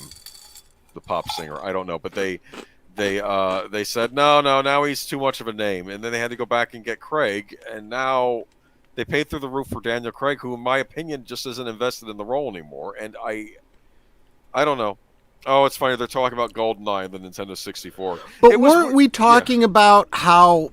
I think almost a year ago, I was saying, look, keep in mind too. I mean, in fairness to Hollywood, these are all movies that were made pre-Coof, right? Under the old paradigm where they could spend a crap ton of money because they were going to make a crap ton of money. You know, they overinvested and now they're effed, right? Now the best they could do is cut their losses. But going forward, they have got to cut costs. They have got to find a way to cool it on the special effects, you know, make them as cheaply as possible. This is why Blumhouse is doing so well. Blumhouse has minimum special effects, cheap special effects, maybe not even the best special effects, right? No-name actors, you don't know them from anybody. They crack them out, they make a ton of money. Not the billions of dollars, okay, but enough to be, 3 times what they put into it and therefore profitable. In the old days of movie making, okay, there were two movies that were known as two types of movies that were cheap to make and they would almost guarantee a profit, okay? And they were horror movies and comedies. Yep. Okay? Because think of all the wonderful comedies we love that probably didn't cost as much as like an action movie, but we would watch them over and over and over again. Hollywood can't really make good comedies anymore. They're not allowed to because of all the rules now. Right. Okay? They've mired themselves so much in the SJW bullshit that the only thing they have left to them is the horror films. I was making that comment to you the other night how Scrubs wouldn't. Some guy was making a point that Scrubs couldn't be made today. Remember? Yeah. I mean, it's ridiculous. It's okay. As diverse as that cast was, and as inclusive as their storylines were, they played around with sexuality of the characters and all of that stuff. It was awesome. Not a single person ever had a problem with, the jokes that kind of implied that the two doctors might have been, right. bing, ba, ba, boing, boing, boing, Right. But anyway, I was going to try to do a segue, okay? Now they're talking about... I'm sorry, you were talking about James Bond, the video game that everyone loves. Yes, and actually got me we even the talked Bond about movies. They did like an upgrade of that with a new engine or something like that. No, they wanted to do one, but they couldn't get released. Microsoft did make it.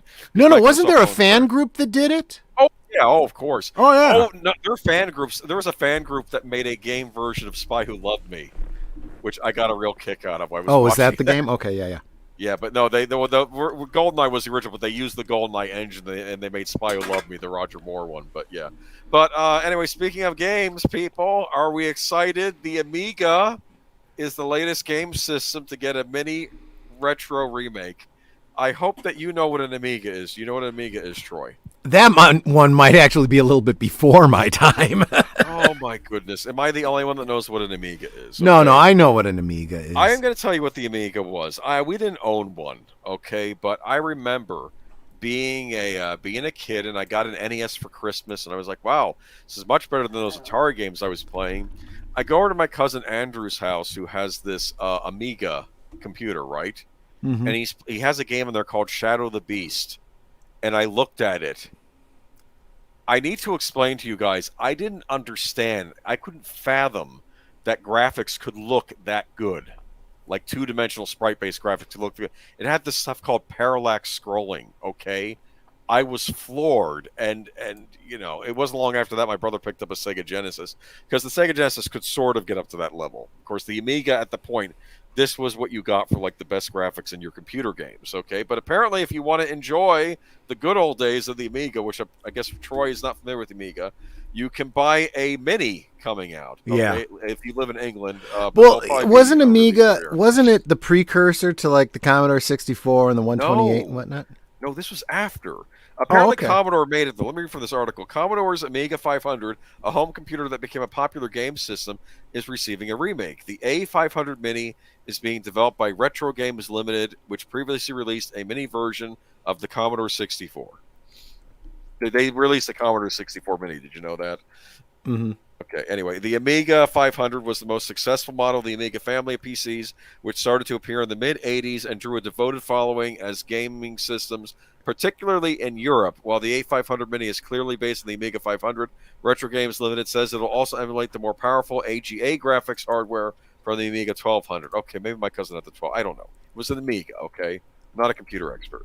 There'll be 25 included games in total, and you'll be able to add more yourself with WHD load and installation package from Amiga software. Okay, so I guess you can wink, wink, add more games to it if you want. Okay, Yeah. Probably because Shadow of the Beast that's owned by Sony, but you can probably get it on there. Okay, so Lemmings is also owned by Sony, but you can get that on there too, I'm sure. Oh, But, I remember Lemmings. Lemmings was made by the same company that made Shadow of the Beast. Other system functions include the ability to switch between 50 hertz and 60 hertz screen refresh rate, save states, a built-in CRT filter, and various scaling options. The A500 Mini comes with a 2-button USB mouse that is already making my hand cramp up with nostalgia. Oh, you should take a look at that thing, as well as a gamepad reminiscent of the one from the CD32, an ill-fated attempt to convert the Amiga into a traditional game console. Yeah, this is my problem with miniaturizing. I just recently, I may have mentioned this on a stream, was having problems with my mouse and keyboard and needed to replace them. And Netter got me a very compact model, and I loved the compact nature of it. Freed up a lot of space on my desk, but it was so small trying to type. I couldn't do it. Well, let me read through the rest of this. The keyboard on the case is sadly not functional, but you can hook up your own via USB. So get yourself a cheap keyboard. That doesn't make any sense. It would be so easy for them to build a keyboard into it. Listen to me. Stop complaining. Stop being entitled to a keyboard, okay? Oh, jeez. You want your Amiga system? Okay. It comes with No, I actually don't. You do. You're not sure about this. What were you gaming on? PC only? You never had an Amiga? I went from Commodore 128 to a 386. Okay, so you missed out on the Amiga. Yeah. Well, and the then I Amiga just was kept impressive. upgrading the PC. And the nice thing about upgrading PCs is, for the most part, most games you could create emulators to play older things. So I've never been away from the games that I loved. Okay, but my point is that if you want to get that authentic Amiga You experience- reminisce about the good old days. I continue to live them. Okay, but you can live them yourself if you live in England, because I don't think it's been announced for release over here yet, but it may. There you go. And you can, and if you want, you can hook up a keyboard and a normal mouse to it too, if you want to just have more convenience. And I don't know, it might be neat. I'm not saying No, I mean, if this is something that you're nostalgic about, Well, I'm this not is nostalgic about it because I absolutely a never good thing. I'm just saying I'm probably not the target market. Well, I'm not the But target when you market say either, something like it comes with a keyboard that's non-functional, that's ridiculous. it's to keep costs down. They got to put the software on there. Then okay? why even give you the keyboard? I don't know. It's to make it look like you have the real thing. Okay. It's going to have a virtual my keyboard you head can bring is up on the hurting. screen if you don't want to hook up a regular one. Listen to me. It's going to come. You remember the game Out of This World, or Another World as it was called in Europe? Not sure. Use No. polygons, and like you're the guy, you go to another dimension, and like you got to run away from the slimy things attacking you and the beast. And this is not ringing a bell to you at all. No. Okay. I'm picturing other games that were like it, like it's like a Prince of Persia type of game. Okay. Okay. You know, except it's done with polygons instead. Sure. And I had, of course, I had that on my Super Nintendo, and I can still play it on my Super Nintendo because cartridges are cool like that. And you can also buy a remastered version of Another World on your Xbox or whatever current game console you own. So does this work for me? No, because most of the games on here that I would want, I probably have in other forms on other systems. But for those of you that want the authentic Amiga experience, yay! And no one cares. Where are our British or European friends here? Okay.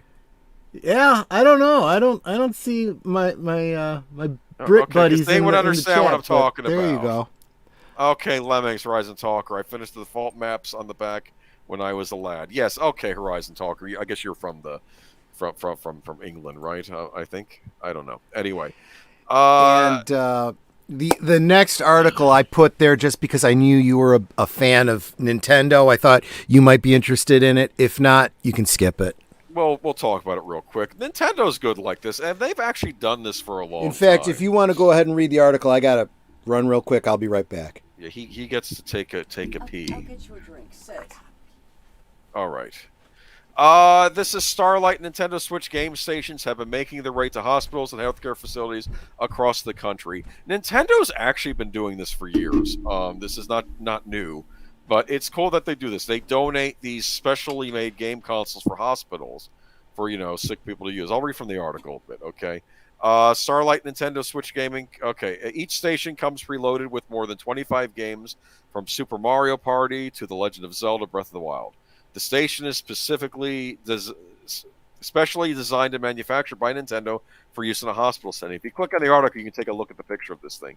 The device can be completely cleaned with disinfectant to meet a hospital's strict safety infection protocols, and includes a mounted playback monitor that can roll anywhere in the hospital, so children can enjoy some of their favorite Nintendo video games from the comfort of their own hospital beds or in a playroom with a group of other children. Gaming delivers happiness to kids stuck in the hospital by providing entertainment and much-needed distraction from the stressful situations. According to Starlight Children's Foundation, it can provide emotional support, resulting in reduced anxiety and improved mood. Doctors, nurses, clinicians, and child life specialists are able to use the single Starlight game station in a variety of settings, from entertaining children during a relative's visit to the emergency room, to distracting kids during an otherwise painful medical treatment, to giving kids something fun to do during long periods of isolation or with a group of other kids, or helping them to relax and feel comfortable when communicating with caregivers about the diagnosis. I think it's really cool Nintendo's done this. And it says here, in 28 years, the partnership of Starlight and Nintendo of America has delivered gaming stations to over 800 hospitals and healthcare facilities all over the country, bringing smiles to an estimated 11.6 million seriously ill children. I think it's cool Nintendo's done this. They've done this for ages. I remember back in the day, they had like Super Nintendos hooked up to this thing, okay? Well, and what I found with interesting, whatever the current games are, yeah. What I thought was interesting here is, unless I misunderstood what they were saying, these units are specifically made for the nature of where they're going to be in hospitals. They need to be cleaned down and sterilized and all that kind of stuff. Yeah, Nintendo specifically makes these so that they can be sterilized and cleaned up and hospital friendly. Okay, and I think it's cool they're still doing this. I remember they did it back in the day, and I guess they've kept on doing it over the years. So I forgot all about this, but I do remember reading in Nintendo Powers back in the day how they did this, like with the older game console. So I think it's cool they've kept it up, and I think they make a point, like if you're sick in a hospital or a child's there, if they can get distracted with a game, get engrossed in the game, maybe it leaves them from what they're having to deal with presently, and I think it's a good thing. Plus, a lot of these games are multiplayer; you can play them with family or other patients or something. So it's cool. Yep. What do you think? No, I thought that was I struggled to try and find a downspin on this. I suppose if you really wanted to be black pill about it, you could say, well, it's the big company, trying to get as much money as they can by catering to kids, in the hospital or whatever. But I'm like, I don't care how you spin that. It's still a good thing. It could be them just being nice, okay? And maybe it doesn't hurt that, maybe later on the parent remembers how the kid was very happy with the Nintendo game in the hospital and they'll buy their kid a Game Boy or they'll sing the praise of Nintendo. So maybe it's good advertising there's too. That. It is good from a marketing standpoint. But look, for somebody like me who's always talking about how important capitalism and the business model is, I'm not going to disparage them for that. I mean, it's like every company I've ever worked at, they've always said, look, if it's good for the customer and it's good for the company, it's good. Those two things together is the sweet spot, Yeah, err on the side of what's good for the company, but when you could do what's good for both, that's what you do. And this is a situation where if it's good for Nintendo, I'm not going to fault them for that because it's also good for everyone else. Yeah. And I think it's cool that they, like I said, I've been a Nintendo fan for many years now. They've not been perfect. They've made mistakes along the way, but for the most part, they're one of the better companies out there. So we'll see what they have to offer in the future. But this is good. Speaking of maybe good things, this looks promising. Gina Carano reveals details about first project since The Mandalorian. Okay. Yeah. Now, first thing I want to say about this is we are taking a different tact on this than the other channels because they're all clickbaiting you into, I don't know. I think they want you to think that they are, that she's coming back to Star Wars or something like that. That's not what this is about. This is just the announcement of what she's actually working on with the Ben Shapiro company. Okay, so Gina Carano will have her revenge. Okay, yeah, funny. In her first project since The Mandalorian, we can reveal the actress is set to star as a traumatized woman who hires a long hauler to track down an infamous serial killer. The Hitcher near dark scribe Eric Red has written a script for the untitled action thriller, which is based on his novel White Knuckle. The story follows a strong-willed woman who survives an attempt by a serial killer trucker, White Knuckle. Haunted by her encounter and the cops' inability to catch the tormentor, she partners with another trucker to end the killer's reign of terror. It sounds interesting. It sounds very, very similar to The Hitcher. That makes sense because it's the same writer. Sounds like a thriller, but yeah, it's also very much in keeping with some of the other Gina Carano films that I've seen. This is very much kind of playing to her type. Yeah. She's very much. I mean, not everybody knows what Gina Carano did before The Mandalorian, but she was in several of these like action adventure type films as, I know we never see this, but a strong woman in, a lead role. I mean, that doesn't ever happen, right? But this would be like your, I don't know. I'd almost compare her to I don't know, like an Arnold Schwarzenegger or a Sylvester Stallone or something like that. Something like that. And I will say this: I do think it's Chuck Norris more like Chuck Norris. Like a female Chuck Norris. That she's teaming up with another trucker to track down a serial killer. Yeah. Because some serial killers have been truckers. This has been documented, unfortunately. Yeah. There was one, at least well-known one I know about. Okay. So it actually sounds like an interesting idea. And this is why The Hitcher, the story behind The Hitcher was so chilling and realistic. It's this idea of this psychopath who commits crimes along a highway because he could very easily, jump on a truck or jump in a car or whatever and just go on down the road and then do something somewhere else, and they don't know where to find him, Yeah. Now, I think from what I read in this article, it will get a theatrical release in Europe, but over here, is it exclusive to Daily Wire? Is that what I think so? Yeah. Yeah, and I get it. He's self-funding it. It's to draw attention. I do kind of wish this would just get a regular theatrical release over here. If they're smart, what they're going to do is this is a very different thing. I have to be intellectually honest here and say the things that I've said about Hollywood don't apply here. This is the independent small-time company, okay? So them going with an exclusive streaming model makes sense. Okay. No, I understand. Yeah, he has every right to do and this. and they're not gonna make the kind of Hollywood dollars that they would if they released it in the theaters. The other side, though, is if they are gonna stream it, then they should also release it on DVD too, because that will make the dollars for them. And I think Ben Shapiro's clever enough to know that, and I think it's going to happen. Of course, I will say this right now: releasing it theatrically probably wouldn't make a ton of sense considering where things are. But I mean, if there was ever a time to go, well, should we really try to get into theaters? No, now is not the time to look to get into theaters. But this sounds like the type of movie I would go to a movie theater to see. I mean, it sounds interesting. I mean, this doesn't sound like some. Sometimes you worry that, and I'll say this, I don't think this is going to take any kind of political stance probably either. It's just he's just trying to make a good movie. Okay? I mean, other than you could try to shoehorn the whole strong woman thing, but that's just who Gina is. That is her brand. That has nothing to do with any kind of. There have been strong women all throughout human history. Okay. Amen. Absolutely right. Yes. Okay. So, but I would encourage you. I mean, if you want to get an idea of some of her movies, check out like Haywire. Haywire is excellent. That was Steven Soderbergh. They basically give you a scene of what it would be like if she fought James Bond, because it's not Pierce Brosnan or Daniel Craig, but it's Michael Fassbender, and you can tell he's supposed to be a James Bond type, and you get to see her get into a pretty intense fight scene. What is it? I think the comment in the chat here though. Where do I sign up for Gina to break my neck with her legs? Yeah, right.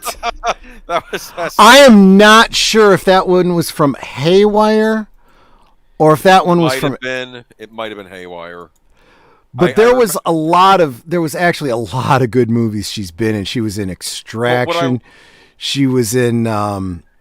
Heist was a good one too. In the Blood. Yeah. In the Blood, in fact, they've talked about In the Blood over on Latino Slant, because, who else was in that was Danny Trejo, Machete. Yeah, well, she's an action star. Yeah. Yeah. I like Danny. I love Danny Trejo. Okay. And Luis Guzman, too, who's apparently going to be the new Gomez in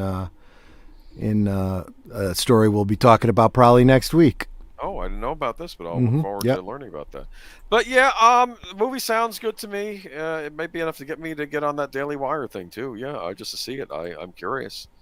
Yeah, I don't have. I'm not just saying this because I feel bad about Gina Carano. All this. I actually think it does sound like a good movie. Okay, maybe I should read the book. I don't know. We'll see.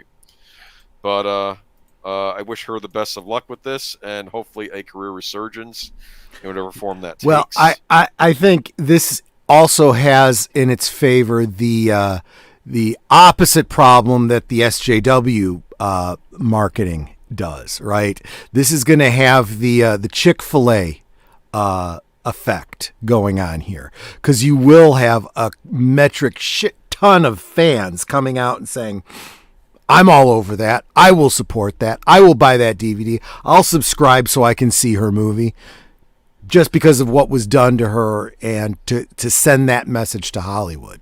Okay. Oh, Horizon Dog says, I watched the Daily Wire's last movie and it wasn't particularly political and it had pretty much the same creative team, so I'd be surprised if this one did. Yeah, so yeah. All right. So next up, we have. Speaking of home media, I'm very excited about this. I didn't think this was going to happen. I was mad at Warner Brothers. I was saying, big announcement. I guess I need you to explain that part to me. Why did you think it wasn't going to happen? The reason I didn't think this was a big deal was because I was like, well, of course, everything that was ever a DVD ends up becoming a Blu-ray eventually. Because this one hadn't yet, and it should have. Superman, the complete animated series, coming to Blu-ray. Okay. Why is this a big deal for me? Okay. A couple years ago, okay, they released Batman the Animated Series on Blu-ray. This was a big deal. They went back, completely cleaned up the show, remastered it. it got a great release on Blu-ray. Okay, it even came with digital copies, and it came with the two of the movies too. In addition to the whole series, it came with Mask of the Phantasm and Sub-Zero, and then it also digital copies of everything. You got free digital copies, so you could put them on your Vudu or whatever you use too. So that was neat. So you got the physical and the digital, and I got mine for like $42, I think, on sale or something. It was not a ton of money, and it's Batman the Animated Series. It's one of these shows like Star Trek. The following year, they bring out Batman Beyond on Blu-ray, and I'm like, Yeah.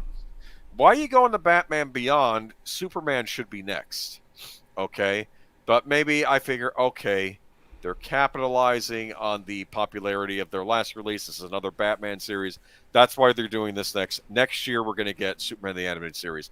Next fall comes, no Superman the Animated Series.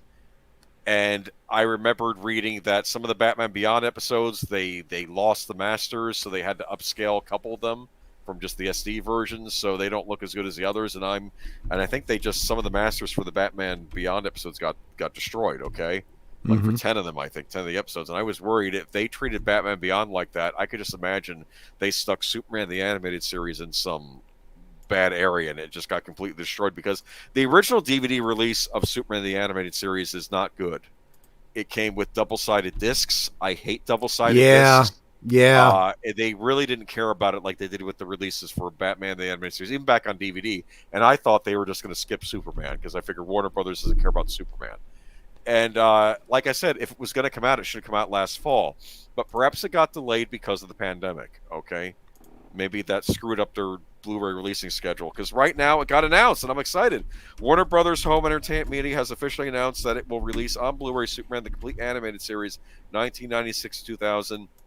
Disc set will be available for purchase on October 12th. Studio description: Warner Brothers Home Entertainment and DC are celebrating the 25th anniversary of Superman the Animated Series with a fully remastered Blu-ray box set. Superman the Animated Series will include several hours of bonus features, headlined by an all-new documentary detailing the creation of one of the most beloved animated superhero cartoons in history. They're going to remaster it. It's going to have all the episodes, digital copies included. I'm very happy. I would argue, in some ways, this was even a better series than Batman the Animated Series. Yeah. Batman the Animated Series was first, and it's more iconic. But very rarely a bad Batman and Superman are two different properties. So I mean, but they had crossovers. To be included in this set, I was even griping the other day, because if they weren't going to bother releasing Superman the Animated Series, why couldn't they at least put the world's finest crossover episode in the Batman Animated Series set? But we don't need it now. It's going to be released in this set. If you are fired up about this Blu-ray, okay, yes, and you are fired up about Superman and Batman, I just dropped a link. You should pull that up to show everybody a picture of the cover of the comic book that I just picked up today. In the private chat. Oh, in the private chat. Hold on. Now I got to go up. Hold on. You got to do the share your screen thing and bring up the... Oh, okay. Well, let me share it. Okay. You want me to share this? Yeah. All right. I'm challenging the boomer here. You're challenging me when I have clutter on my desktop. Okay, hold on. Sorry, share man. Screen. It's okay. That's why I use two screens, but that's, Share screen, whatever. Okay, share. Oh, that's so weird. Okay. I know, right? Where is it? Oh, there it is. Okay. Yep. Batman 89. So this is just happening. Picked that up today. So they're doing the same thing that they did with Batman 66 and Wonder Woman, 77, where, Wonder Woman, Linda Carter, they extrapolate her storyline out in a comic format. They did the same thing with the Adam West and Robin, Burt Ward Robin. This is the Michael Keaton Batman. If they had continued in the Tim Burton, style. Okay. I'm assuming, I'm not assuming. I know from what I know about this, they are forgetting that Batman and Robin and Batman Forever happened. This is Harvey Dent is played by Billy D. Williams. Cool. It implies that Robin is who are they going to get? Marlon Wayans was originally going to be Robin. in the Okay. Tim Burton. That's what they're going with in here. Okay. So just picked it up. Haven't read it yet. I'll probably talk about that in the future, but there's good things happening. And I just dropped another link in the private chat for one that's going to be coming up, and I've already told my comic book guy to put it aside for me when it comes out. Oh, how do I get this? How do I get out of this? You go back into StreamYard. No, I can't. Hold on. Do I hit that? I don't know. You got Back to your full screen. Apple Okay. Apple Macintosh. I I can't. use I don't Apple, know how but I'm that using works. Google right now. Okay. All right. Here we go. Yeah. And bring that Okay, one and up. now you want to do Yeah. screen again. Look so at that. Okay, look at that, huh?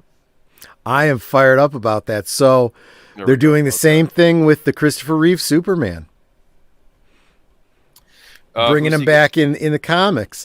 And I know that fans have been clamoring for this for a long time now, but I guess there were some rights issues, some likeness issues and stuff, and they finally got them worked out, and we're getting these comics. This is pretty cool stuff. This looks pretty neat. I'd like to see. Let me know how they are. I'd like to know if they're good, well written stuff, and not the other things we've gotten, which I didn't even want to talk about what they did with Robin recently. That was just. But, yeah. You know what it is, though? I am going to say this. This brings up a good point that we've tried making on the stream. We can all want these companies to go under, but maybe just support them when they do the right thing and don't buy the stuff when they do the wrong thing. That's why I bought this Batman 89. It's exactly why. Because if you completely in quotes, boycott these companies, they don't know you're out there anymore. You don't exist to them. So you're no longer sending any kind of message to them. You think you're withholding your money and you're hurting them, but they are completely unaware of it. So they don't learn nothing. So, yeah, and it's like me with this. I will buy this.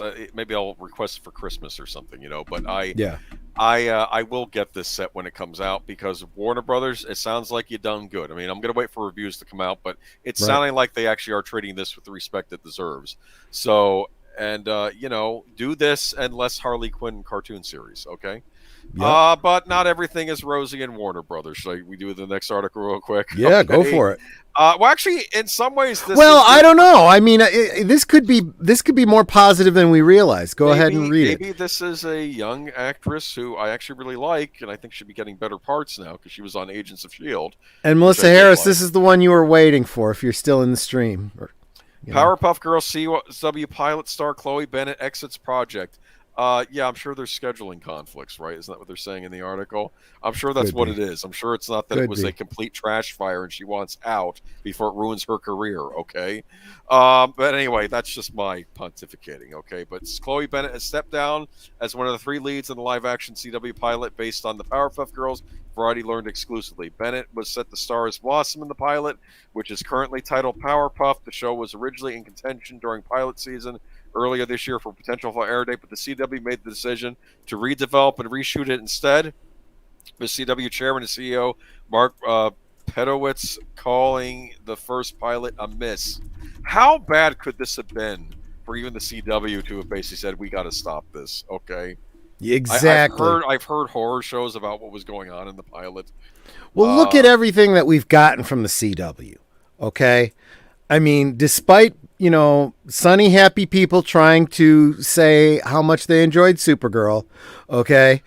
That was a trash fire. That led to Batwoman. Flash went off the rails. The whole Arrowverse got to be complete crap, And then we got the Archies or whatever it's called, and it all just got horrifying. And now they were going to do the same thing to the Powerpuff Girls, and if it doesn't happen, I think fans will be happy. I hope it doesn't happen at all. I don't know. I don't know what they were playing at with this thing. It's like they're making it some. But okay. But yeah, she's done. So I guess there's nothing else to say about that. But maybe someone's making the right thing. Okay. So. Okay. Let's move on. Okay. That's a quick one. Okay. This is where we're like you said, you want me to get political, Jeff, when I sent you this article. Right? I told you, yeah. I'm gonna. Okay, this will be what shuts the stream down. Okay, no, okay, but Maybe. let's do it. I don't care. I thought this was ridiculous, and I had to say, I'm like, F it. I'm like, I'm done. I'm done with this nonsense.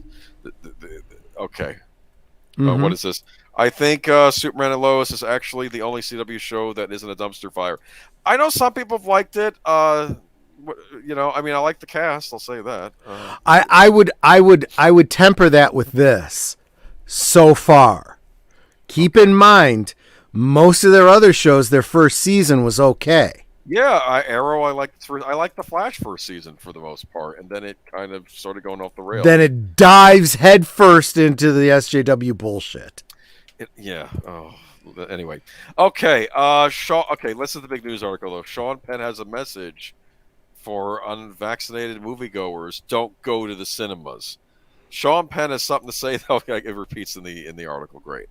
Okay, has something to say to the vaccinated and masked audience seated inside the Directors Guild of America on Wednesday night as they were about to take in the U.S. premiere of his new film Flag Day. Thank you. Thank you most of all for being part of the solution with everybody here being vaccinated, Penn said as he walked to center stage following introductory remarks by his studio partners, MGM's Michael DeLuca and Pam Abdi. They have to show their passport? Sorry, they're okay.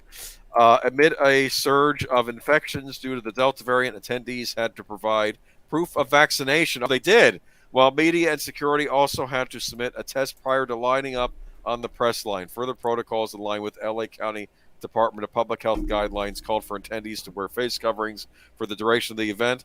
I was sitting here thinking of how we could all want to feel independent, and we can't have it without interdependence. Chew on that for a little while. Okay, we have a movie audience tonight in a theater, which is so exciting. I'm so grateful to MGM for giving this period of time for audience to see it theatrically before it goes onto tiny phones. Speaking of that theatrical release, the 60-year-old Oscar winner had another message for unvaccinated moviegoers: stay home. On the red carpet ahead of the screening, Penn also told the Hollywood Reporter how grateful he is to MGM for distributing the film, but he remains frustrated by those who still refuse to get vaccinated, a population that is driving a wave of vaccine mandates for indoor public spaces such as movie theaters. New York led the way by requiring proof of vaccination for indoor spaces, while Los Angeles City Council just passed similar motion that still needs final approval. As reported by THR, the National Association of Theater Owners won't oppose the implementations of such mandates. Interesting. Won't oppose the implementations of such mandates. Okay. And he goes on in another article. Okay. Sean Penn says the vaccine should be mandatory. And Troy is very quiet here. I'm imagining he's boiling at this I'm point, letting you but talk. okay. I'm letting Okay. you. I'm letting you get the articles out there. Let me get them out there. Okay, I want to spend all night on these. Okay, but Sean Penn says vaccination should be mandatory and is calling on the film industry to lead the way. Penn said last month that he would not return to the set of Gaslit until the entire cast and crew of the Star's political drama got inoculated, Variety reported. He offered to help everyone get vaccinations through his nonprofit organization, Community Organized Relief Effort. A representative confirmed to the NBC News Thursday that he was not returned to the set of Gaslit, a limited series about the Watergate scandal. Interview with Yahoo Entertainment earlier this week, Penn said mandatory vaccinations is like implementing a speed limit. Not having a mandate is no different than having everybody being able to drive 100 miles an hour in a car, he said. I do think that vaccines should be mandatory, Penn said, stipulating that people with medical conditions that might make it detrimental to get vaccinated be exempt. And I do think that all business and movie business, all businesses should take the lead. Okay. And then we have Arnold. Want me to bring him up as well? Go for it. Arnold Schwarzenegger rips anti-maskers, screw your freedom. Okay. So it feels like this keeps devolving as we move along. Okay. But we'll get to this as well. Okay. Okay, and let me post the link. Okay, Arnold Schwarzenegger says hasta la vista to anti-maskers as regulations return amid the Delta variant. The Terminator film icon and former governor of California spoke via YouTube Wednesday to urge schmucks to follow the rules and get vaccinated to protect your fellow Americans. There is a virus out here. It kills people. Schwarzenegger said, and the only way we can prevent it is to get vaccinated, get masks, do social distancing, washing your hands all the time, and not just think about, well, my freedom is being kind of disturbed here. No, screw your freedom. 74-year-old actor was part of a panel with CNN's Alex Vidman and Bianca Golodryga to discuss the misinformation about the thing I can't mention's policy. Yeah, you have the freedom to wear no mask, but you know something? Schwarzenegger continued, you're a schmuck for not wearing a mask. You are supposed to protect your fellow Americans around you. He also used his expertise as a bodybuilder to make the case to trust modern medicine. There's no one who knows more about the bicep than I do because I studied the issue for 50 years, and the same is also with the virus. People out there, the experts, they study this year after year after year. He demanded that Americans respect experts like Dr. Anthony Fauci and follow guidelines that he and the Centers for Disease Control and Prevention implement. We put the traffic light at the intersection so someone doesn't kill someone else by accident, Schwarzenegger said. You cannot say no one is going to tell me that I'm not going to stop here in the traffic light here. I'm going to go right through it. Then you kill someone, and then it's your doing. All right. So, I wonder if him and Sean Penn consulted each other because they're using the whole traffic light thing. You there? Yeah, I'm here. All right. So what do we think? Do we think? I'll tell you what I think. Okay. Sean Penn and Arnold Schwarzenegger have a message for us. I have a message for them. They can go fuck themselves. Oh, Troy. Sean Penn should move to fucking Cuba, and Arnold Schwarzenegger should go back to Austria. Fuck both of those pieces of shit. Okay? Apparently, they're big fans of our legal system. Like Komatsu versus the United States, 1944. The case that justified putting Japanese Americans into relocation camps. The case that Hitler used to justify his concentration camps. Yeah. Or maybe they're big fans of the 1927 Buck v. Bell decision, which justified the forced sterilization of certain people. Is that the kind of freedom that he thinks is unnecessary? Is that the kind of shit that we want in this country? Fuck them. Don't give me any bullshit about, you should not even be here making money off of this country if that's how you feel. You don't love the freedom that we have? Go to another country. Sean Penn is a big Cuba lover. Why isn't he in Cuba? Why is he here? I just saying. Yes. Look. And he is insisting that everybody that works on his movie be vaccinated. I've got some news for any employers out there that are making vaccination a requirement for their for people that work for them. If it's you got to get vaccinated or you lose your job, then I'm going to say fine. Then I'll sue your ass if anything goes wrong when I get that vaccination. Because guess what? This is still an experimental vaccination. This has not been approved by the USDA. This is not an approved thing. Okay, everybody who's interested in the science needs to understand. Okay, it takes years to study these things out and see what happens with them. Okay, so if you take this vaccine and you stroke out because you get blood clots, or you have heart problems and have a heart attack because it affects your coronary muscles, okay, guess what? Our federal government has decided you can't sue the pharmaceutical company. They are completely immune from being sued. And you can't sue the federal government. This is very scary. My body, my choice. Do you remember that law? Okay, that was another case. Roe v. Wade, dumbasses. So does that apply or not? This is very scary talk from these actors. Let me tell you something else. ADA law was designed to not just cover disability, it's really for health status. If you understand the whole policy, the ADA was amended multiple times, in part to deal with one particular problem. the perception of someone having a physical limitation. Courts were interpreting it in a very narrow way, and Congress would go back and expand it every single time. Now, all you have to do is prove an ADA to prove an ADA claim is to prove that your employer believes that you have some form of physical or mental limitation. You don't even have to prove it substantially impairs your ability. You just have to prove that your employer thinks that you have some sort of a physical limitation. And even the EEOC has recognized that perception that a person has a deficiency in their immunity is a physical disability. That is court law. Okay? The EEOC said that being vaccinated is not a disability, and they didn't say whether being unvaccinated was a disability, and they didn't say whether being unvaccinated could be the perception of a disability. They are deliberately playing with language because they don't want to go against 20 years of legal history. But it's going to get tested in court. I promise you that.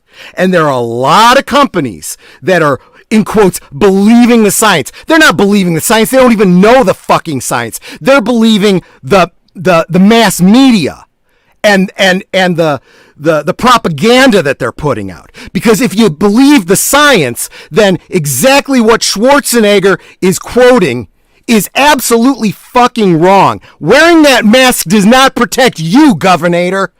It only protects the person that's wearing it. And getting vaccinated does not protect you. It protects the person that got the vaccine. That's how it works.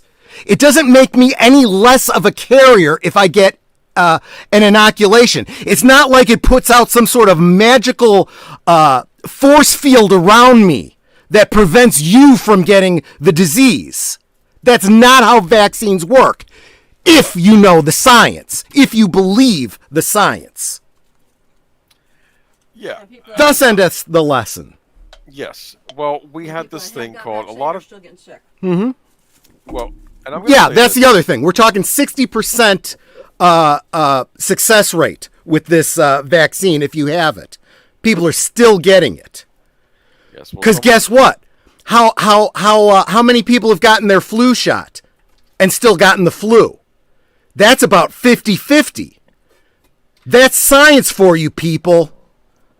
Anyway, I just someone mentioned the word fascist here, and this is kind of fascistic language coming out of these two actors, in my opinion. Okay, it's one thing to recommend that people do things. I'm fine with that. Okay, it's another one to be mandating things. You can't mandate a medical procedure. Someone do a medical procedure. Okay, you can't do it, right? And ADA law, you cannot you cannot discriminate based on any physical or mental condition at all. And that includes vaccination status. Again, that's court law. That you're going to have to overturn that in court. Yeah. I don't know what happened to Arnold. Part of me thinks that the Arnold of the 80s would not have been doing this, but people change over time, I guess. I don't know. I'll tell you where it changed when he got into politics. Yeah. I mean, it's a little bit harder to blame him for being political because he was a freaking governor of California. I mean, once you've been a politician, yeah, I kind of expect you to be political. Yeah, but the point is that you can recommend, that's fine, but when you start mandating, who are you to mandate anything? Okay, this is a medical choice, okay? Yeah. I'll go as far this. as to say that if you don't have informed consent, then requiring a vaccine for a job, Sean Penn, is conspiracy to commit battery. And what I don't understand about all these actors, though, this is hurting the theaters, okay? And that's going to cut into your bottom line, what you're doing here. I don't know what they're thinking. These people are too rich to care. If they don't make another dollar for the rest of their lives, they're not going to starve to death. These people are so rich, they have lost touch with reality. Yeah, well, yeah.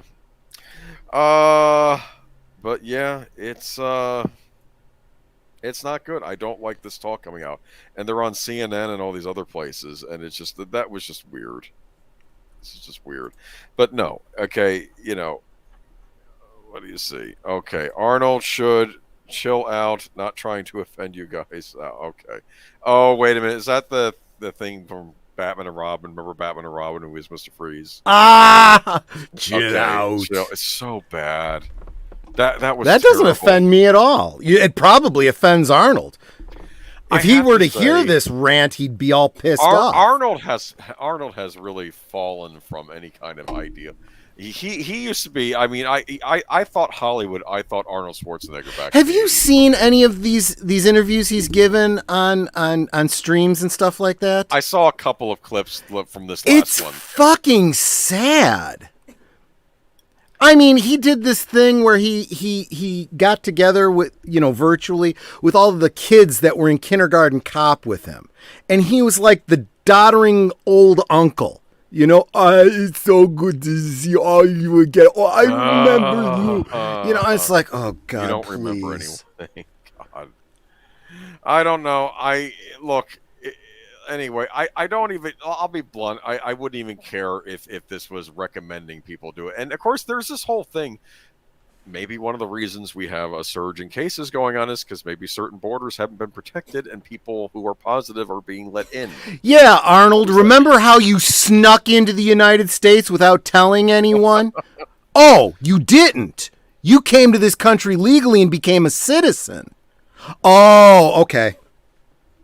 Like I said, we tend not to get too political, except for the fact then when the celebrities and the Hollywood types start shoving it in our face, then I'm going to move my mouth. And, well, in this case, it was Troy that did more than me. Yeah. Okay. You'll open the gate and let Troy loose.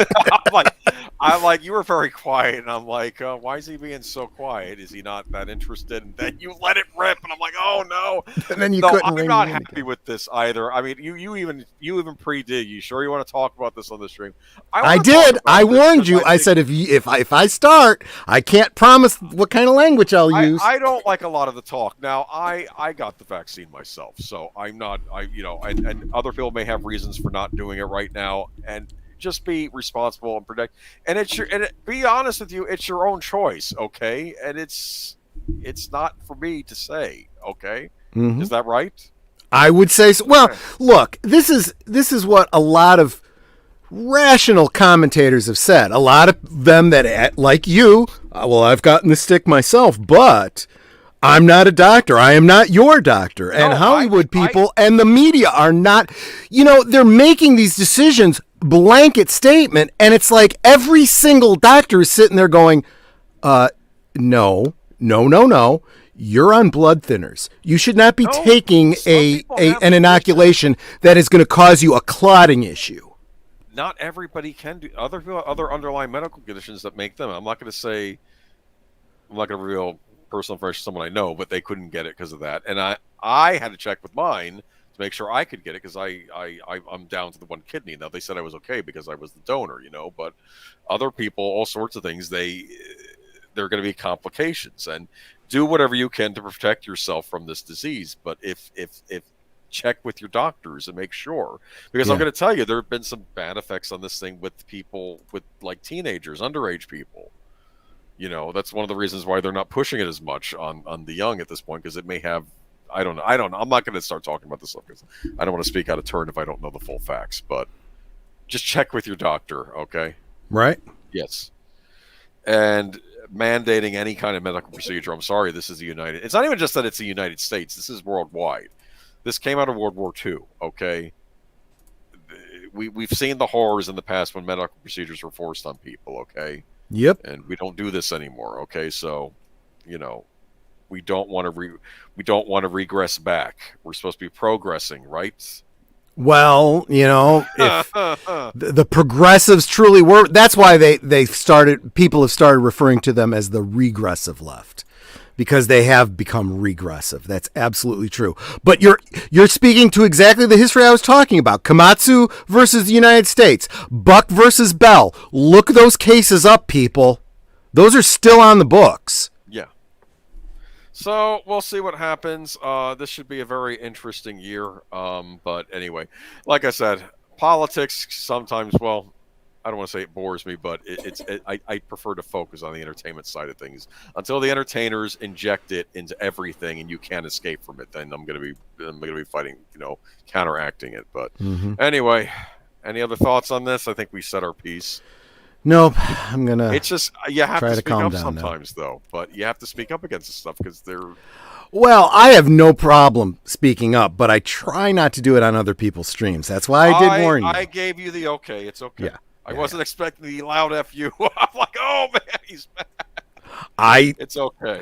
I thought it was very clear when I said I can't promise what kind of language I'll use. Yeah, well, I figured you would call him a poopy head. Yeah, because that's how I talk. Yes, okay. You know me well, right?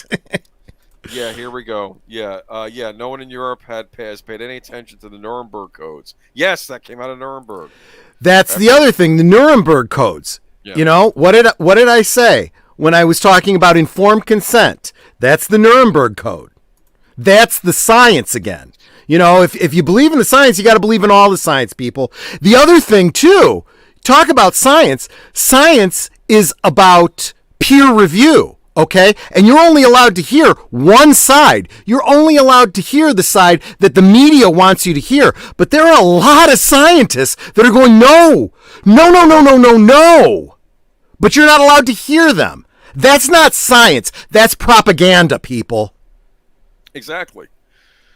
Yeah, like certain people we have in political office that get yelled at, even though they're citing facts and they're doctors. But anyway,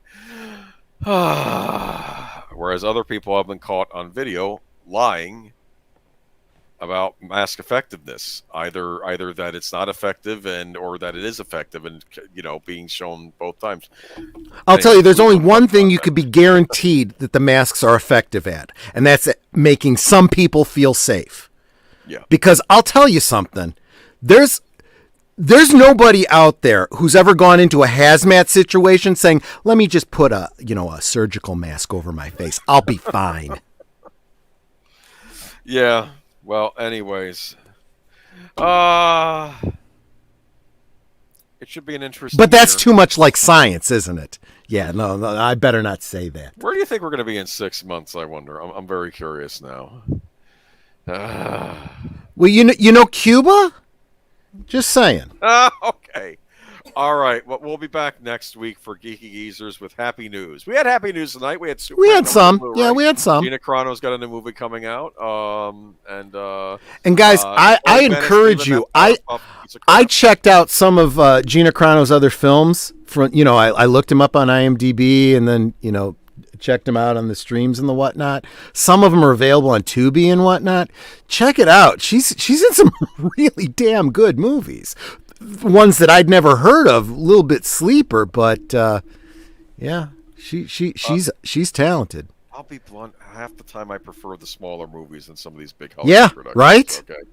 Yeah, because they're not remakes of any crap. Yeah, it's original stuff. You can find good stuff with the smaller indies a lot of the time. Yep. All right. Well, that will draw us to a conclusion. Thank you guys we went a little past. We had a lot of news to cover, but thank you for hanging out with us. And I will be on Wednesday on Daniel Heron's stream for the Burbs rewatch with Big Al. We're gonna try it again. He had weather issues last week, but we're gonna try it again.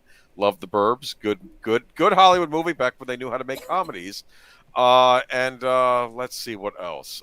Troy, Friday night, I'll be Friday night. Of course, I'll be over on Latino Slant, starting at 7:00 Central Time. This week we're going to be singing some Beatles tunes and some Beach Boys tunes. So it's the battle of the Beach Boys versus the Beatles or whatever. And then after that, my Friday night, my regular Friday night last call. Hopefully have a new intro video. I'm getting all snazzy, Okay. And I don't know what we'll be talking about, but we'll have some drinks, we'll have some laughs, maybe a rant or two. Who knows? Let's see where the booze leads us.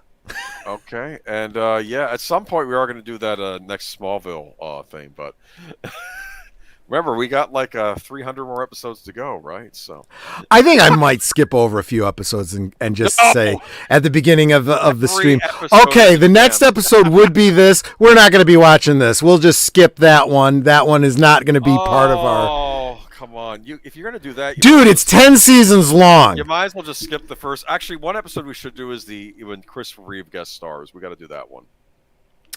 That's in advance of that, I might want to do a little talk about Miracle Monday, the book that came out in the late 70s. All right, cool. That was I felt inspired a lot of that episode.